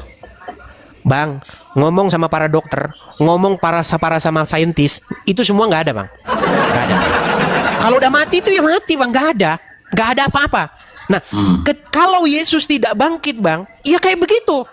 Nggak ada kehidupan setelah kematian itu. Mati udah kelar, selesai sudah urusan. Setelah Nggak ada lagi kesadaran. Setelah ada Yesus barulah akan ada kehidupan yang baru. Bukan setelah ada Yesus Bang. Artinya karena Yesus bangkit, makanya kehidupan setelah kematian itu saya percayai sebagai sesuatu fakta. Kalau Yesus tidak bangkit, artinya kehidupan setelah kematian itu hanyalah dobos, nggak pernah ada. Nah, sebenarnya Bang, di dalam agama Islam, Anda tidak punya sesuatu untuk meyakini itu. Kalau saya jadi Islam Bang, saya akan menjadi seorang ateis. Kenapa? Karena nggak ada kehidupan setelah kematian. Nggak ada. Coba buka Al-Quran, baca Al-Quran. Siapa yang hidup? Siapa? Di mana ada kebangkitan dalam agama Islam? Muhammad yang menceritakan adanya kehidupan setelah kematian, dia dikuburkan. Dia nggak bangun lagi. Begitu Bang. Oke. Jadi itu apa aja Bang yang menjadi pertanyaan? Saya sih bagus sih diskusi yang seperti ini. Biar yang nggak tahu. Tapi yang mau saya tanyakan begini Bang, kenapa Anda bisa yakin dengan kehidupan setelah kematian? Kalau untuk kehidupan yang tadi, cuma dia dibicarakan, aku nggak tahu juga sih yang dibilang tadi. Aku Islam, cuma Pantesan abang masih Islam. Itu yang saya bilang tadi Bang. Makanya saya Bukan, tanya. yang saya maksud begini, kenapa Anda bisa yakin dengan adanya kehidupan setelah kematian? Padahal orang yang udah dikubur nggak bangun-bangun lagi. Enggak, maksudnya kehidupan di sini tadi Bang, yang neraka dengan surga tadi Bang. Iya, bagaimana Anda bisa yakini itu? Bagaimana Anda bisa yakini bahwa nanti setelah orang mati dikubur, kemudian nanti ada kehidupan, ada surga, bahkan ada bidadari-bidadari yang susunya bergelantungan gede-gede? Loh, memang itu? Bagaimana Anda bisa meyakini itu? Sementara tokoh sosok yang ngajarin itu Bang, dia sampai sekarang masih di situ, nggak bangun-bangun. Makanya saya bilang Bang, seandainya Bang, Yesus tidak bangkit. Kalau Yesus tidak bangkit, kita ini Bang, orang-orang beragama ini orang paling sial Bang, orang paling sial. Betul. Betul. Makanya itu sudah Rasul Paulus tuliskan itu. Rasul Paulus sudah pernah menulis 2000 tahun yang lalu. Rasul Paulus menulis kepada jemaat Kristen di Korintus. Kalau Yesus tidak bangkit nih, kalau cerita Yesus bangkit itu hanya omong kosong, kitalah orang paling malang di muka bumi ini. Iya. Karena apa? Kita banting tulang, kita menderita begini, ternyata kehidupan yang akan datang itu nggak ada. Makanya Bang, saya bilang, kalau Yesus tidak bangkit, lebih baik kita hari ini pesta, seperti kata Paulus. Jikalau Yesus tidak bangkit, jikalau kebangkitan itu tidak ada, baiklah kita hari ini makan dan minum dan berpesta pora, karena besok kita akan mati. Gitu loh Bang. Nah, tetapi bagaimana kita bisa meyakini bahwa kebangkitan itu ada? Iya. Iya, karena Yesus Bang. Begitu loh. Makanya kami orang Kristen punya pengharapan akan kehidupan yang akan datang itu. Kami punya anunya, buktinya gitu loh. Nah, sementara dalam agama Islam itu nggak ada Bang.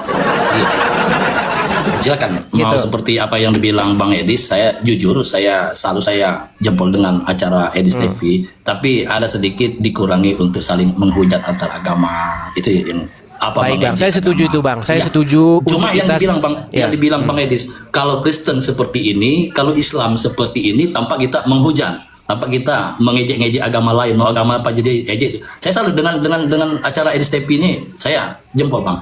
Tapi ketika Abang sempat mengejek atau menghujat agama lain ini, jadi nggak asik lagi seperti itu Bang.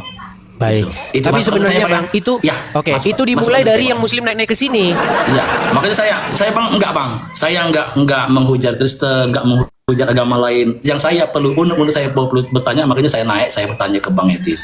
Saya selalu Bang, jempol Bang untuk acara ini Bang. Tapi kalau saran dari saya, biar lebih mantap lagi Bang, kurangi menghujat dan mengejek-ngejek agama lain. Seperti itu aja Bang. Terima kasih, Jadi Bang. seperti Terima ini yang jadi. Itu aja Bang ya. Oke Oke. Bang, terima kasih udah dijawab, udah dipersilakan naik. Terima kasih Bang. Sama-sama Bang. Oke, selamat malam Bang. Oke, selamat malam. Oke, sukses. Ya, begitu ya teman-teman ya. Kalau misalnya ada Muslim datang ke sini, belum sudah ngejek, ya akhirnya kan jadi begitu kan. Coba bayangin ada orang naik ke sini, belum baru datang dia, langsung ngomong, tolongin Yesus tuh, tolongin dia, gantung. Kamu baru datang sudah begitu. Akhirnya saya bilang lah, tolongin Muhammad tuh belum bangun, masih dikubur. Kan udah saya bilang teman-teman, bahkan saya itu punya slogan, acara Edis TV, acara diskusi, bukan acara saling caci memaki.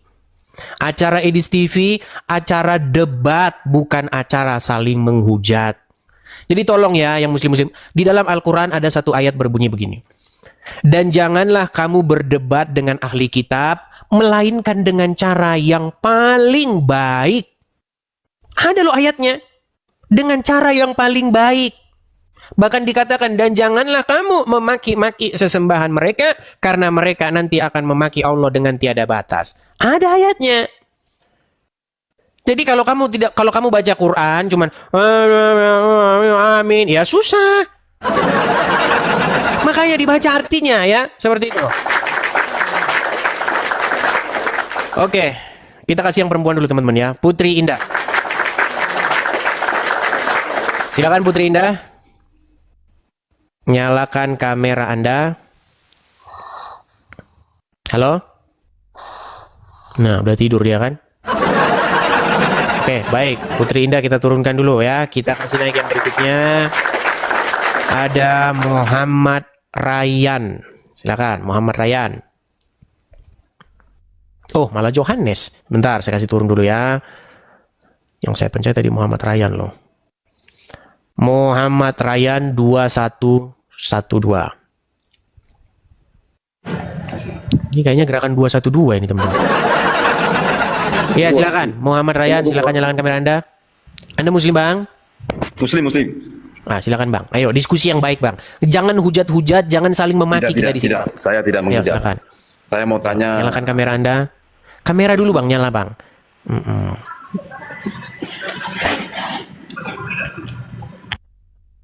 Nah, aduh. Oke, kita kasih lanjut ada. Sebentar ya.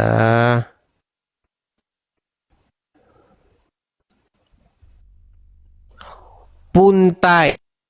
Coba kita kasih Puntai. Silakan Puntai. Sebenarnya saya itu teman-teman pengen diskusi dengan satu orang Islam, satu aja, nggak usah banyak-banyak. Tapi dia ngerti agama Islam gitu loh.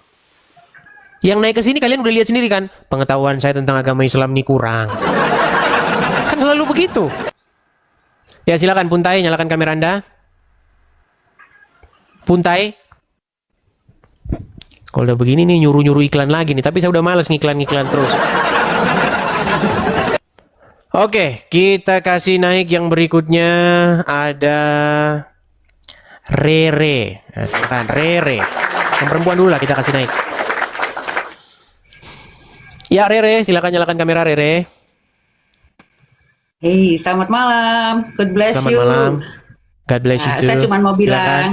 sukses Tapi harus selalu, nyala kamera udah. dulu Rere. Aku udah berbaring udah. Thank you.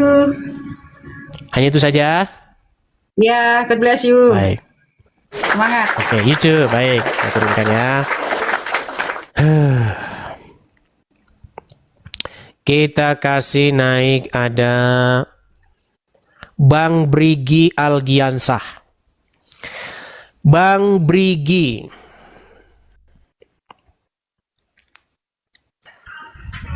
Halo Bang Brigi. Halo Bang. Ya, silakan Bang, nyalakan kamera Anda. Abang udah sadar kah Bang? Sudah sadar Bang, makanya saya tidak mengikuti agama Anda. Silakan Bang, nyalakan kamera dulu Bang. Kamera dinyalain dulu, kemudian baru ngobrol. Kalau Anda sudah malu dilihat orang sebagai orang Islam, ya jangan naik ke sini. Bang, nggak bisa buka kamera. Oh iya, ini pengikutnya belum cukup. Oke Bang, kalau pengikut belum cukup, saya sarankan pertama, boleh mandi-mandi lumpur. Atau menari-nari gimana, atau nyiumin WC. Nah, nanti Anda dapat followers. Karena netizen Indonesia ini memang suka yang aneh-aneh Bang. Nah, kalau aneh dia senang, kalau nggak aneh, biasa saja. Gitu. Saya sudah perhatikan Bang, itulah netizen Indonesia ya. Ajaran kasih. Jadi, mandi lumpur. Loh, saya menyarankan kepada Anda supaya Anda punya pengikut, lalu bisa buka kamera. Ya, itu kan secara halus namanya. Terus gimana saya mau kasih tahu kepada Anda? Buktinya juga pengikut Anda masih segitu-gitu aja. Udah, berapa sih pengikut dia? Nah, baru 55. Ya coba nanti boleh mandi-mandi lumpur sana.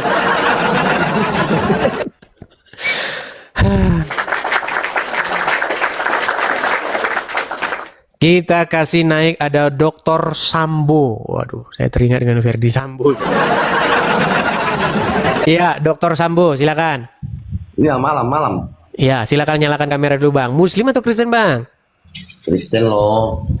Oh, Kristen. Gelap-gelapan Bang. Abang nggak pakai baju juga. Ambil baju bakar dulu Bang. Ya, coba. Pakai baju terus janganlah Abang sama dengan kelakuan tetangga sebelah Bang. Gimana Bang? Bos. Ambil baju bapak dulu. Silakan Bang. Sambo itu apa Bang? Emang nama? Iya. Ya, silakan. Bentar, kalau bisa jangan mataharinya itu ke sini Bang. Mataharinya itu ke wajah, bukan ke wajah saya. Oke Bang, bentar. Bang, kalau Abang pernah main Abang ke studio foto, nah, kalau studio foto itu kameranya ke orang yang mau dipoto, bukan ke kameramen. Gimana? Nah, silakan. Iya, Abang jangan terlalu keras sekali sama tetangga sebelah. Maklum kita. Oke, terus? Iya. Apa poinnya yang mau Abang sampaikan ini Bang? Mereka nggak akan mampu ngikut kita. Nggak akan mampu mencernanya. Iya, capek kita dari mereka. Iya, makanya kalau capek ya kirimlah bodrek paramek biar kuat terus. Gimana ini? Iya, betul. Bang, kita ini Bang, walaupun bagaimanapun tetap ada membuahkan hasil Bang. Tetap ada, walaupun yang datang ke sini mungkin yang ngeyel-ngeyel, ngotot-ngotot, tapi Bang, yang nonton di luaran sana itu kan ini 13.000 Bang. Iya. Kalau kita asumsikan 13.000 penduduk yang 90% itu kan Abang tahu sendiri. Nah, artinya 90% itu kan orang yang mendengar itu Bang, nanti mereka itu pasti ini. Dan itu sudah banyak Bang. Bahkan saya sudah mengupload satu video. Ini Bang ya, biar Abang tahu ya sedikit Bang ya. Oke. Itu sudah saya pin dia. Bentar ya. Saya akan bukakan dulu satu video yang saya pin, saya tempel. Ini Bang ya. Ini adalah kesaksian orang Muslim pergi ke channelnya Don Ditan, dia bersaksi seperti ini. Perhatikan. Saya sering mantau-mantau, saya lihat loh. Ini apalagi di roomnya Bang Edi, saya di roomnya Bang Edi itu Islam tuh kalah semua loh. Waduh, ya, kalah semua pokoknya. Inilah kalah gitu. Mana nonton yang Edis debat sama Nanda nonton? Oh, debat sama Nanda. Lupa saya. Oh, yang ngomong bahasanya Ibrani ya? Bahasa Ibrani ya, saya semua. Anda ngaku. Ya, ini berbahasa Yunani. Nih, tolong bacakan ini. Ayo bacakan. Gak mau saya. Islam yang diselangkir. Nah, disitulah sekarang jadi mulai ragu tuh, makin sini makin ragu ya di situ. Tuh Bang. Jadi Bang, orang yang ngomong di channelnya Don Ditan itu akibat daripada nonton Edis TV, terpaan Edis TV, dia akhirnya murtad dari agama Islam. Iya, jadi jangan Abang lihat yang ngeyel-ngeyel itu. Nah, lihat yang ada yang nggak ngomong di belakang sana dan jumlahnya banyak. Seperti itu. Ya. Tapi selama Abang buka live, saya selalu nonton. Jadi sering aku permintaan baru malam ini aku permintaan naikkan. Terima kasih Bang ya. Sama-sama Bang, sama-sama. Iya, Bang. Oke, Terima kita kasih kasih. kesempatan kepada yang lain Bang ya. Oke Bang, oke. Makasih Bang. Oke, ya. baik. Salam, Terima salam. kasih. Salam, saya turun ya. Oke, itu ya teman-teman ya. Makanya support kami para apologet ini. Jangan kalian pikir kami nggak pening ya, pening juga. Pening. Begitu. Kadang-kadang, makanya saya bilang semakin tinggi kecerdasan seseorang, semakin dia mendalami apa yang dia yang dia imani itu, semakin mudah saya menunjukkan kepada dia jalan yang benar itu. Tapi semakin dia kerjanya malas, semakin dia kerjanya amin, amin, amin, amin, repot. Begitu. Kalau yang dipanggil dia tetangga saya terus, tetangga saya ada namanya Amin, teman saya SD. Si Amin, amin, amin. Susah kalau yang begitu, ya. Oke, kita kasih ke calon ahli kubur. Calon ahli kubur. Ya ahli kubur. Iya, Edis. Man rabbuka? Allahu Rabbi, Allah pangeran kaulah. Ya silakan kamera. Muslim dia. Silakan. Ya, terima kasih buat Abang Edis udah di Iya, tag. kamera dulu. Cicing. Kamera dulu nyala. Kamera. Oh, ya silakan. Kamera. Iya, santai dulu, santai. Atau arek iya ge. Oke, silakan. Oh, tenang dulu. Saya lagi di luar nih mau cari-cari yang ada caang. Nama calon ahli kubur, tetapi bahasa seperti ahli maksiat ini orang. Iya, ahli maksiat. Ya silakan. Oke, silakan. Nyalakan kamera dulu, ahli kubur. Iya, Bang Edis. Silakan Bang. Apa yang mau Bang sampaikan? Silakan. Mau yang saya sampaikan Bang Edis ya. Sama Bang Edis, saya pengen memenggal kepala Bang Edis kalau dekat. Tuh kan? Itulah. Kenapa? Kok sampai seperti pengen itu? memenggal karena itu mukanya itu muka memek Bang Edis itu. Tuh kan? Kayak ngentot Bang Edis itu. Ya, itulah. Biar nah kan lari kan. Udah kena pelanggaran paling dia.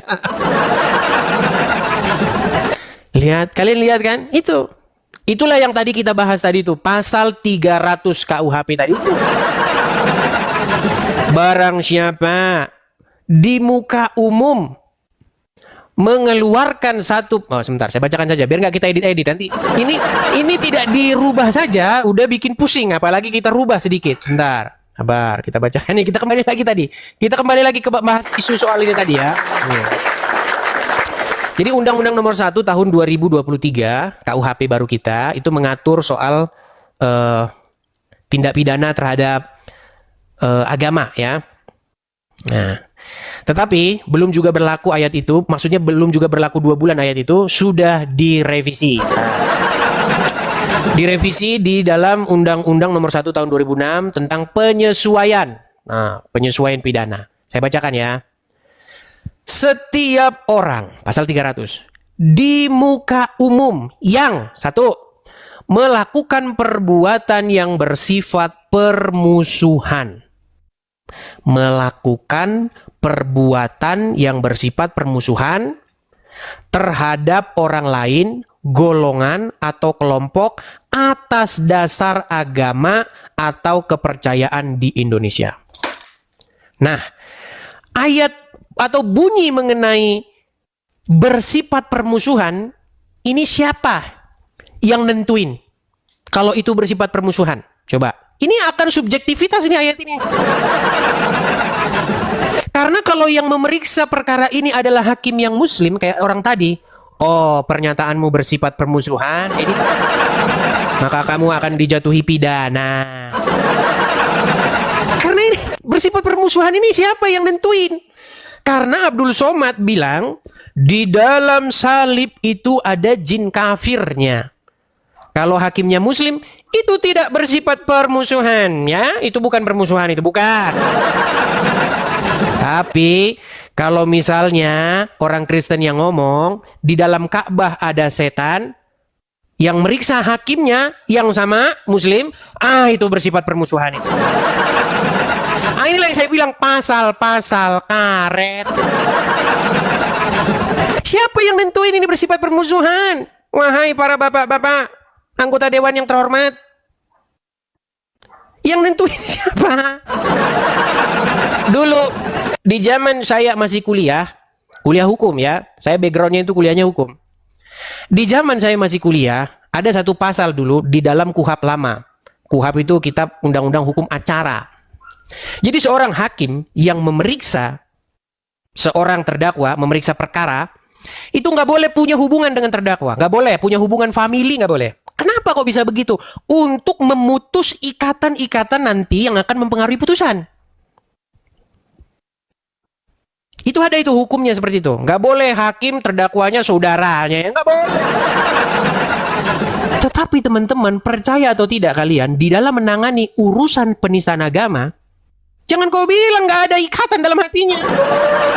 Apalagi hakimnya anggota 212, selesai kamu. Kau bayangin hakimnya anggota 212, dia meriksa perkara agama, ya udah pasti di dalam hatinya ada rasa ini. Mana? Udah pasti itu. Kita nggak usah munafik, kita muter-muter ngomongnya. Dan gimana kita ini biar adil? Begitu. Makanya teman-teman, tapi kalau saya bilang, coba teman-teman para aktivis-aktivis freedom of speech ini, aktivis-aktivis orang-orang yang memperjuangkan kebebasan berpendapat, coba itu uji materi dulu itu ke MK, ya, pasal 300 tuh.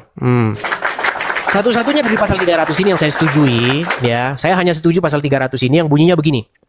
Yang poin C, ini kan ada 3 poin ini, A, B, C. Setiap orang di muka umum yang A, melakukan perbuatan yang bersifat permusuhan, menyatakan kebencian atau permusuhan, atau menghasut untuk melakukan kekerasan atau diskriminasi. Kalau poin C saya setuju. Menghasut untuk melakukan kekerasan atau diskriminasi terhadap orang lain, golongan atau kelompok berdasarkan agama atau kepercayaan. Yang C saya setuju. Makanya ini harusnya bunyinya yang C aja ini, yang 2 di atas dibuang. Contoh negara-negara maju lah ya, di negara-negara maju. Di sini ya, freedom of speech itu dijunjung tinggi. Anda mau bilang misalnya, menurut Anda, pohon pisang itu adalah asal usulnya Tuhan ada di situ. Ya suka-suka kamu, terserah kamu. Kamu mau bilang di salib ada jin kafir, kayak terserah kamu. Bantah aja, pernyataan kan bisa dibantah. Nah masalahnya teman-teman, di Konoha, cuman Abdul Somad aja yang bisa bilang begitu, di salib ada jin kafir. Coba pendeta lain ngomong. Misal, kita nggak usah sebut namanya lah. Misal salah satu pendeta ngomong, sesungguhnya di dalam Ka'bah ada setannya. Langsung kau didatangi kau sama Mabes Polri. Selesai hidupmu, kelar. Makanya teman-teman ya, ini freedom of speech ini kita bicarakan. Kita ini rakyat ini teman-teman. Udah kerja siang malam, banting tulang, bayar pajak, ngomong pendapat kita aja nggak boleh. Ya memang negara kita ini masih sistem-sistem warisan company feodal itu masih ada. Gitu. Makanya kita nggak boleh ini. Tapi saya juga memahami dengan keadaan situasi kebudayaan orang-orang Indonesia teman-teman. Karena ya seperti itulah keadaannya. Kalau ngomong begitu nanti ngamuk. Sedangkan makan daging babi mengucapkan bismillah aja di demo kok. Daging babi dibeli pakai duit dia. Lina mau kerja tidak nyolong babi orang. Duit dia, daging dia, dia beli dia bilang dia. Masa kamu ngamuk?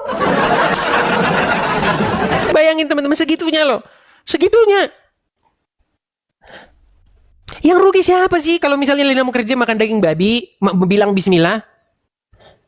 Yang rugi itu kalau kamu korupsi sambil bismillah, itu yang rugi. Orang lain ikutan rugi. Tapi itulah teman-teman ya, negara yang kurindukan sekaligus aku menggeleng-gelengkan kepala terhadapnya. Ya, seperti itu. Kita jadi cerita-cerita aja nih ya, teman-teman. Coba teman-teman. Sebenarnya teman-teman, kita harus bisa bedakan freedom of speech, kebebasan berbicara, dengan ujaran kebencian. Seharusnya yang dimaksud dengan ujaran kebencian itu begini loh. Gini, contoh. Ini tadi udah saya bahas nih, saya bahas lagi. Contoh. Kamu bilang bahwa agama tertentu atau kelompok etnis tertentu menurut kamu itu harus dilukai atau harus diperlakukan secara beda. Itu yang nggak boleh. Contoh. Ada orang datang bikin izin mendirikan, contoh, mendirikan vihara. Dilihat, etnis anu nih. Tar dulu. Ah, itu yang nggak boleh. Begitu. Jadi kalau kamu melakukan sebuah diskriminasi terhadap golongan etnis tertentu, mentang-mentang etnis ini terus kamu perlakukan, itu yang nggak boleh. Tetapi kalau kamu berpendapat mengenai sesuatu menurut kajian saya, menurut penelitian saya, di dalam hadis ini banyak hadis-hadis palsu. Di dalam hadis ini banyak informasi-informasi yang menyesatkan. Dan menurut saya, misalnya nih, menurut saya ini harus dibuang ke tong sampah. Ya bantah saja, bantah kajian itu dengan kajianmu. Kenapa sih orang ngomong isi kepalanya kok kau permasalahan? Itu kan isi kepala dia menurut penelitian dia loh. Dia neliti, dia meriksa. Dia pelajari itu, dia habisin waktu bertahun-tahun untuk memeriksa itu. Kesimpulan dia, hadis itu isinya banyak bohongnya. Terus kenapa harus dipenjarakan? Gimana Anda ini? Susah. Nanti langsung dibilang, kamu melakukan pernyataan yang bersifat permusuhan kepada hadis-hadis.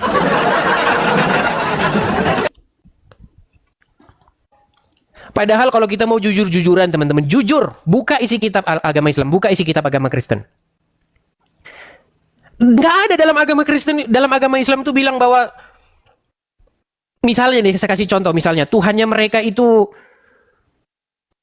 sama dengan Tuhan ini. Misalnya nih, orang-orang Islam ditanya, misalnya, Tuhannya orang Kristen itu Tuhanmu juga nggak? Tuhan Yesus itu? Ya bukan. Mereka itu orang-orang yang kafir, yang sesat. Ya jelas beda. Menurut Alkitab juga sama.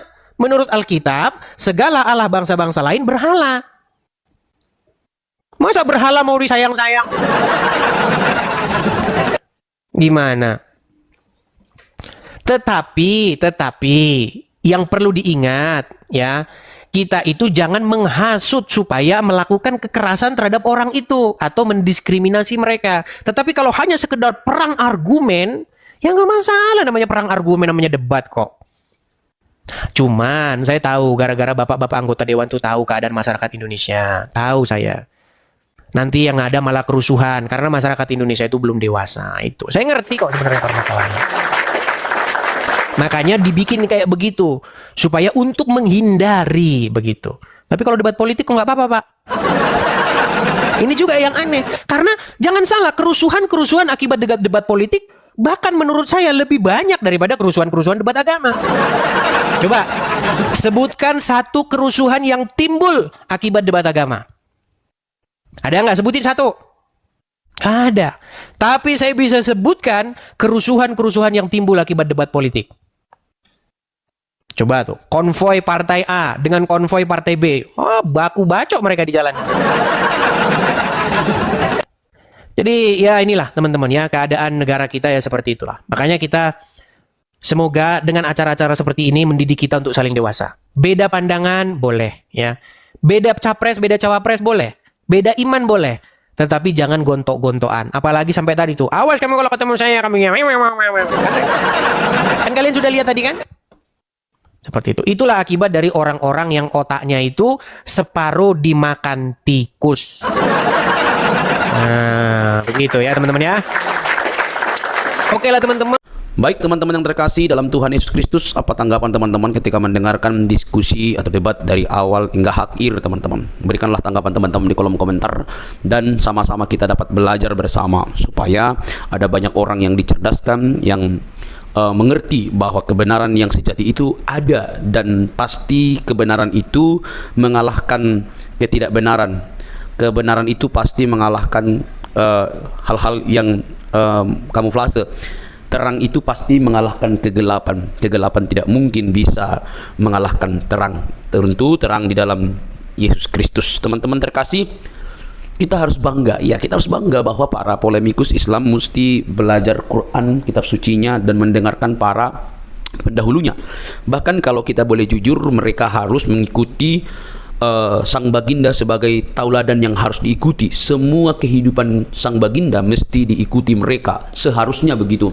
Mulai dari dia belajar atau menyampaikan isi Quran, atau juga mempraktekkan seluruh isi Quran, dan bahkan apa yang ditulis dalam hadis-hadis, bagaimana moralnya, bagaimana dia pernikahannya, semua harus diikuti, karena itu bagian yang tidak bisa dilepaskan daripada umat muslim. Tetapi alangkah sangat disayangkan bahwa mereka tidak siap dengan semua itu. Mereka hanya mencari hal-hal yang cocok.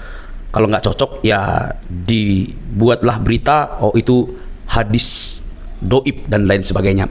Nah, notabene teman-teman, ketika sang apologetik Kristen yang menurut pengakuannya itu dia sudah 13 tahun mempelajari Quran, ya saya itu luar biasa. Kalau 13 tahun berarti kita bayangkan itu hampir tamatlah dia SMP belajar Quran, membaca, dan mungkin kalau itu benar berarti dia lebih tajam dan lebih intens membaca Quran, begitu ya. Tapi itu kan pengakuannya.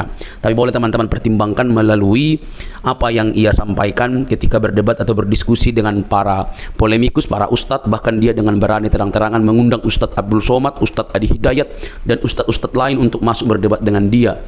Ya, itu dirinya, artinya dia sudah memiliki persiapan yang sangat begitu matang, baik berupa pertanyaan-pertanyaan yang mesti ditanya kepada ustadz-ustadz yang notabene itu di Indonesia sangat digemari oleh banyak orang.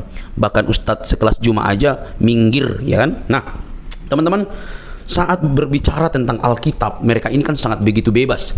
Tetapi saat berbicara tentang Al-Quran, mereka itu pasti kepanasan.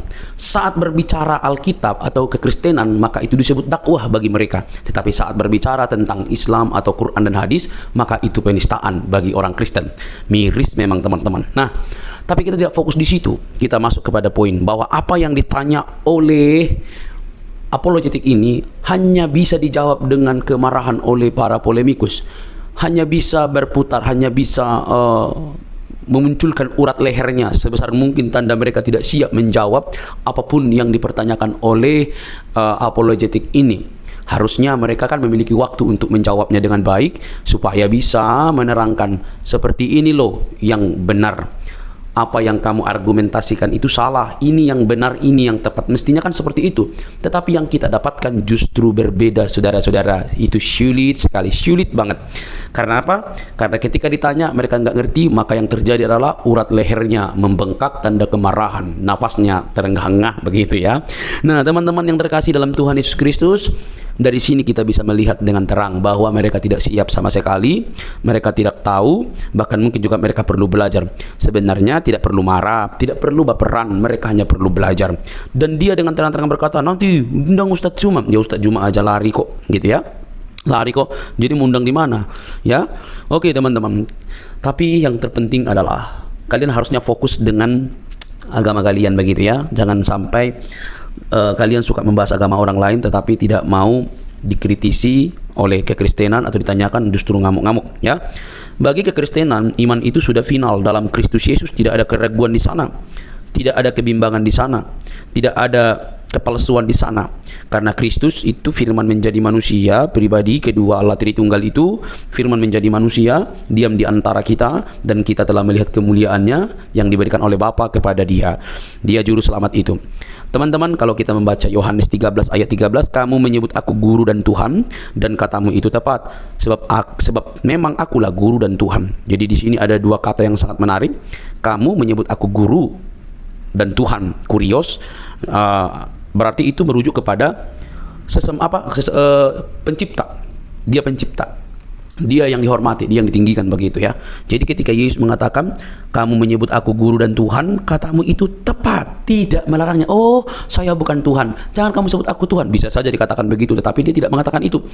Katamu itu tepat, sebab akulah guru dan Tuhan. Saudara, hal ini tidak bisa dibantah.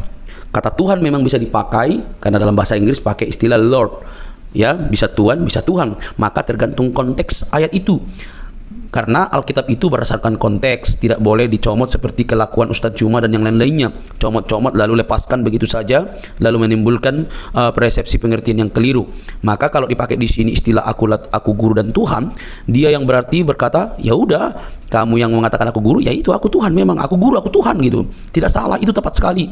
Jadi kalau ada orang yang mengatakan di mana dia disebut guru Tuhan, ya udah ada banyak sekali gitu. Dia Allah ada juga. Jadi jangan pernah membuat sebuah argumentasi yang begitu liar tanpa bukti, karena Alkitab itu cukup bukti. Alkitab dan ahli sejarah membuktikan Yesus itu adalah Tuhan dan Juru Selamat umat manusia. Percayalah, dia menyelamatkan kita dari dosa. Oke teman-teman, jangan baperan yuk. Salam sadar, salam waras. Semoga kita diberkati. Bagikan ini kepada teman-teman Anda dimanapun berada. Semoga ada banyak orang yang dicerdaskan dan menerima Injil sang kebenaran itu di dalam Kristus yang menyelamatkan kita. Sampai ketemu di video selanjutnya. Tuhan memberkati.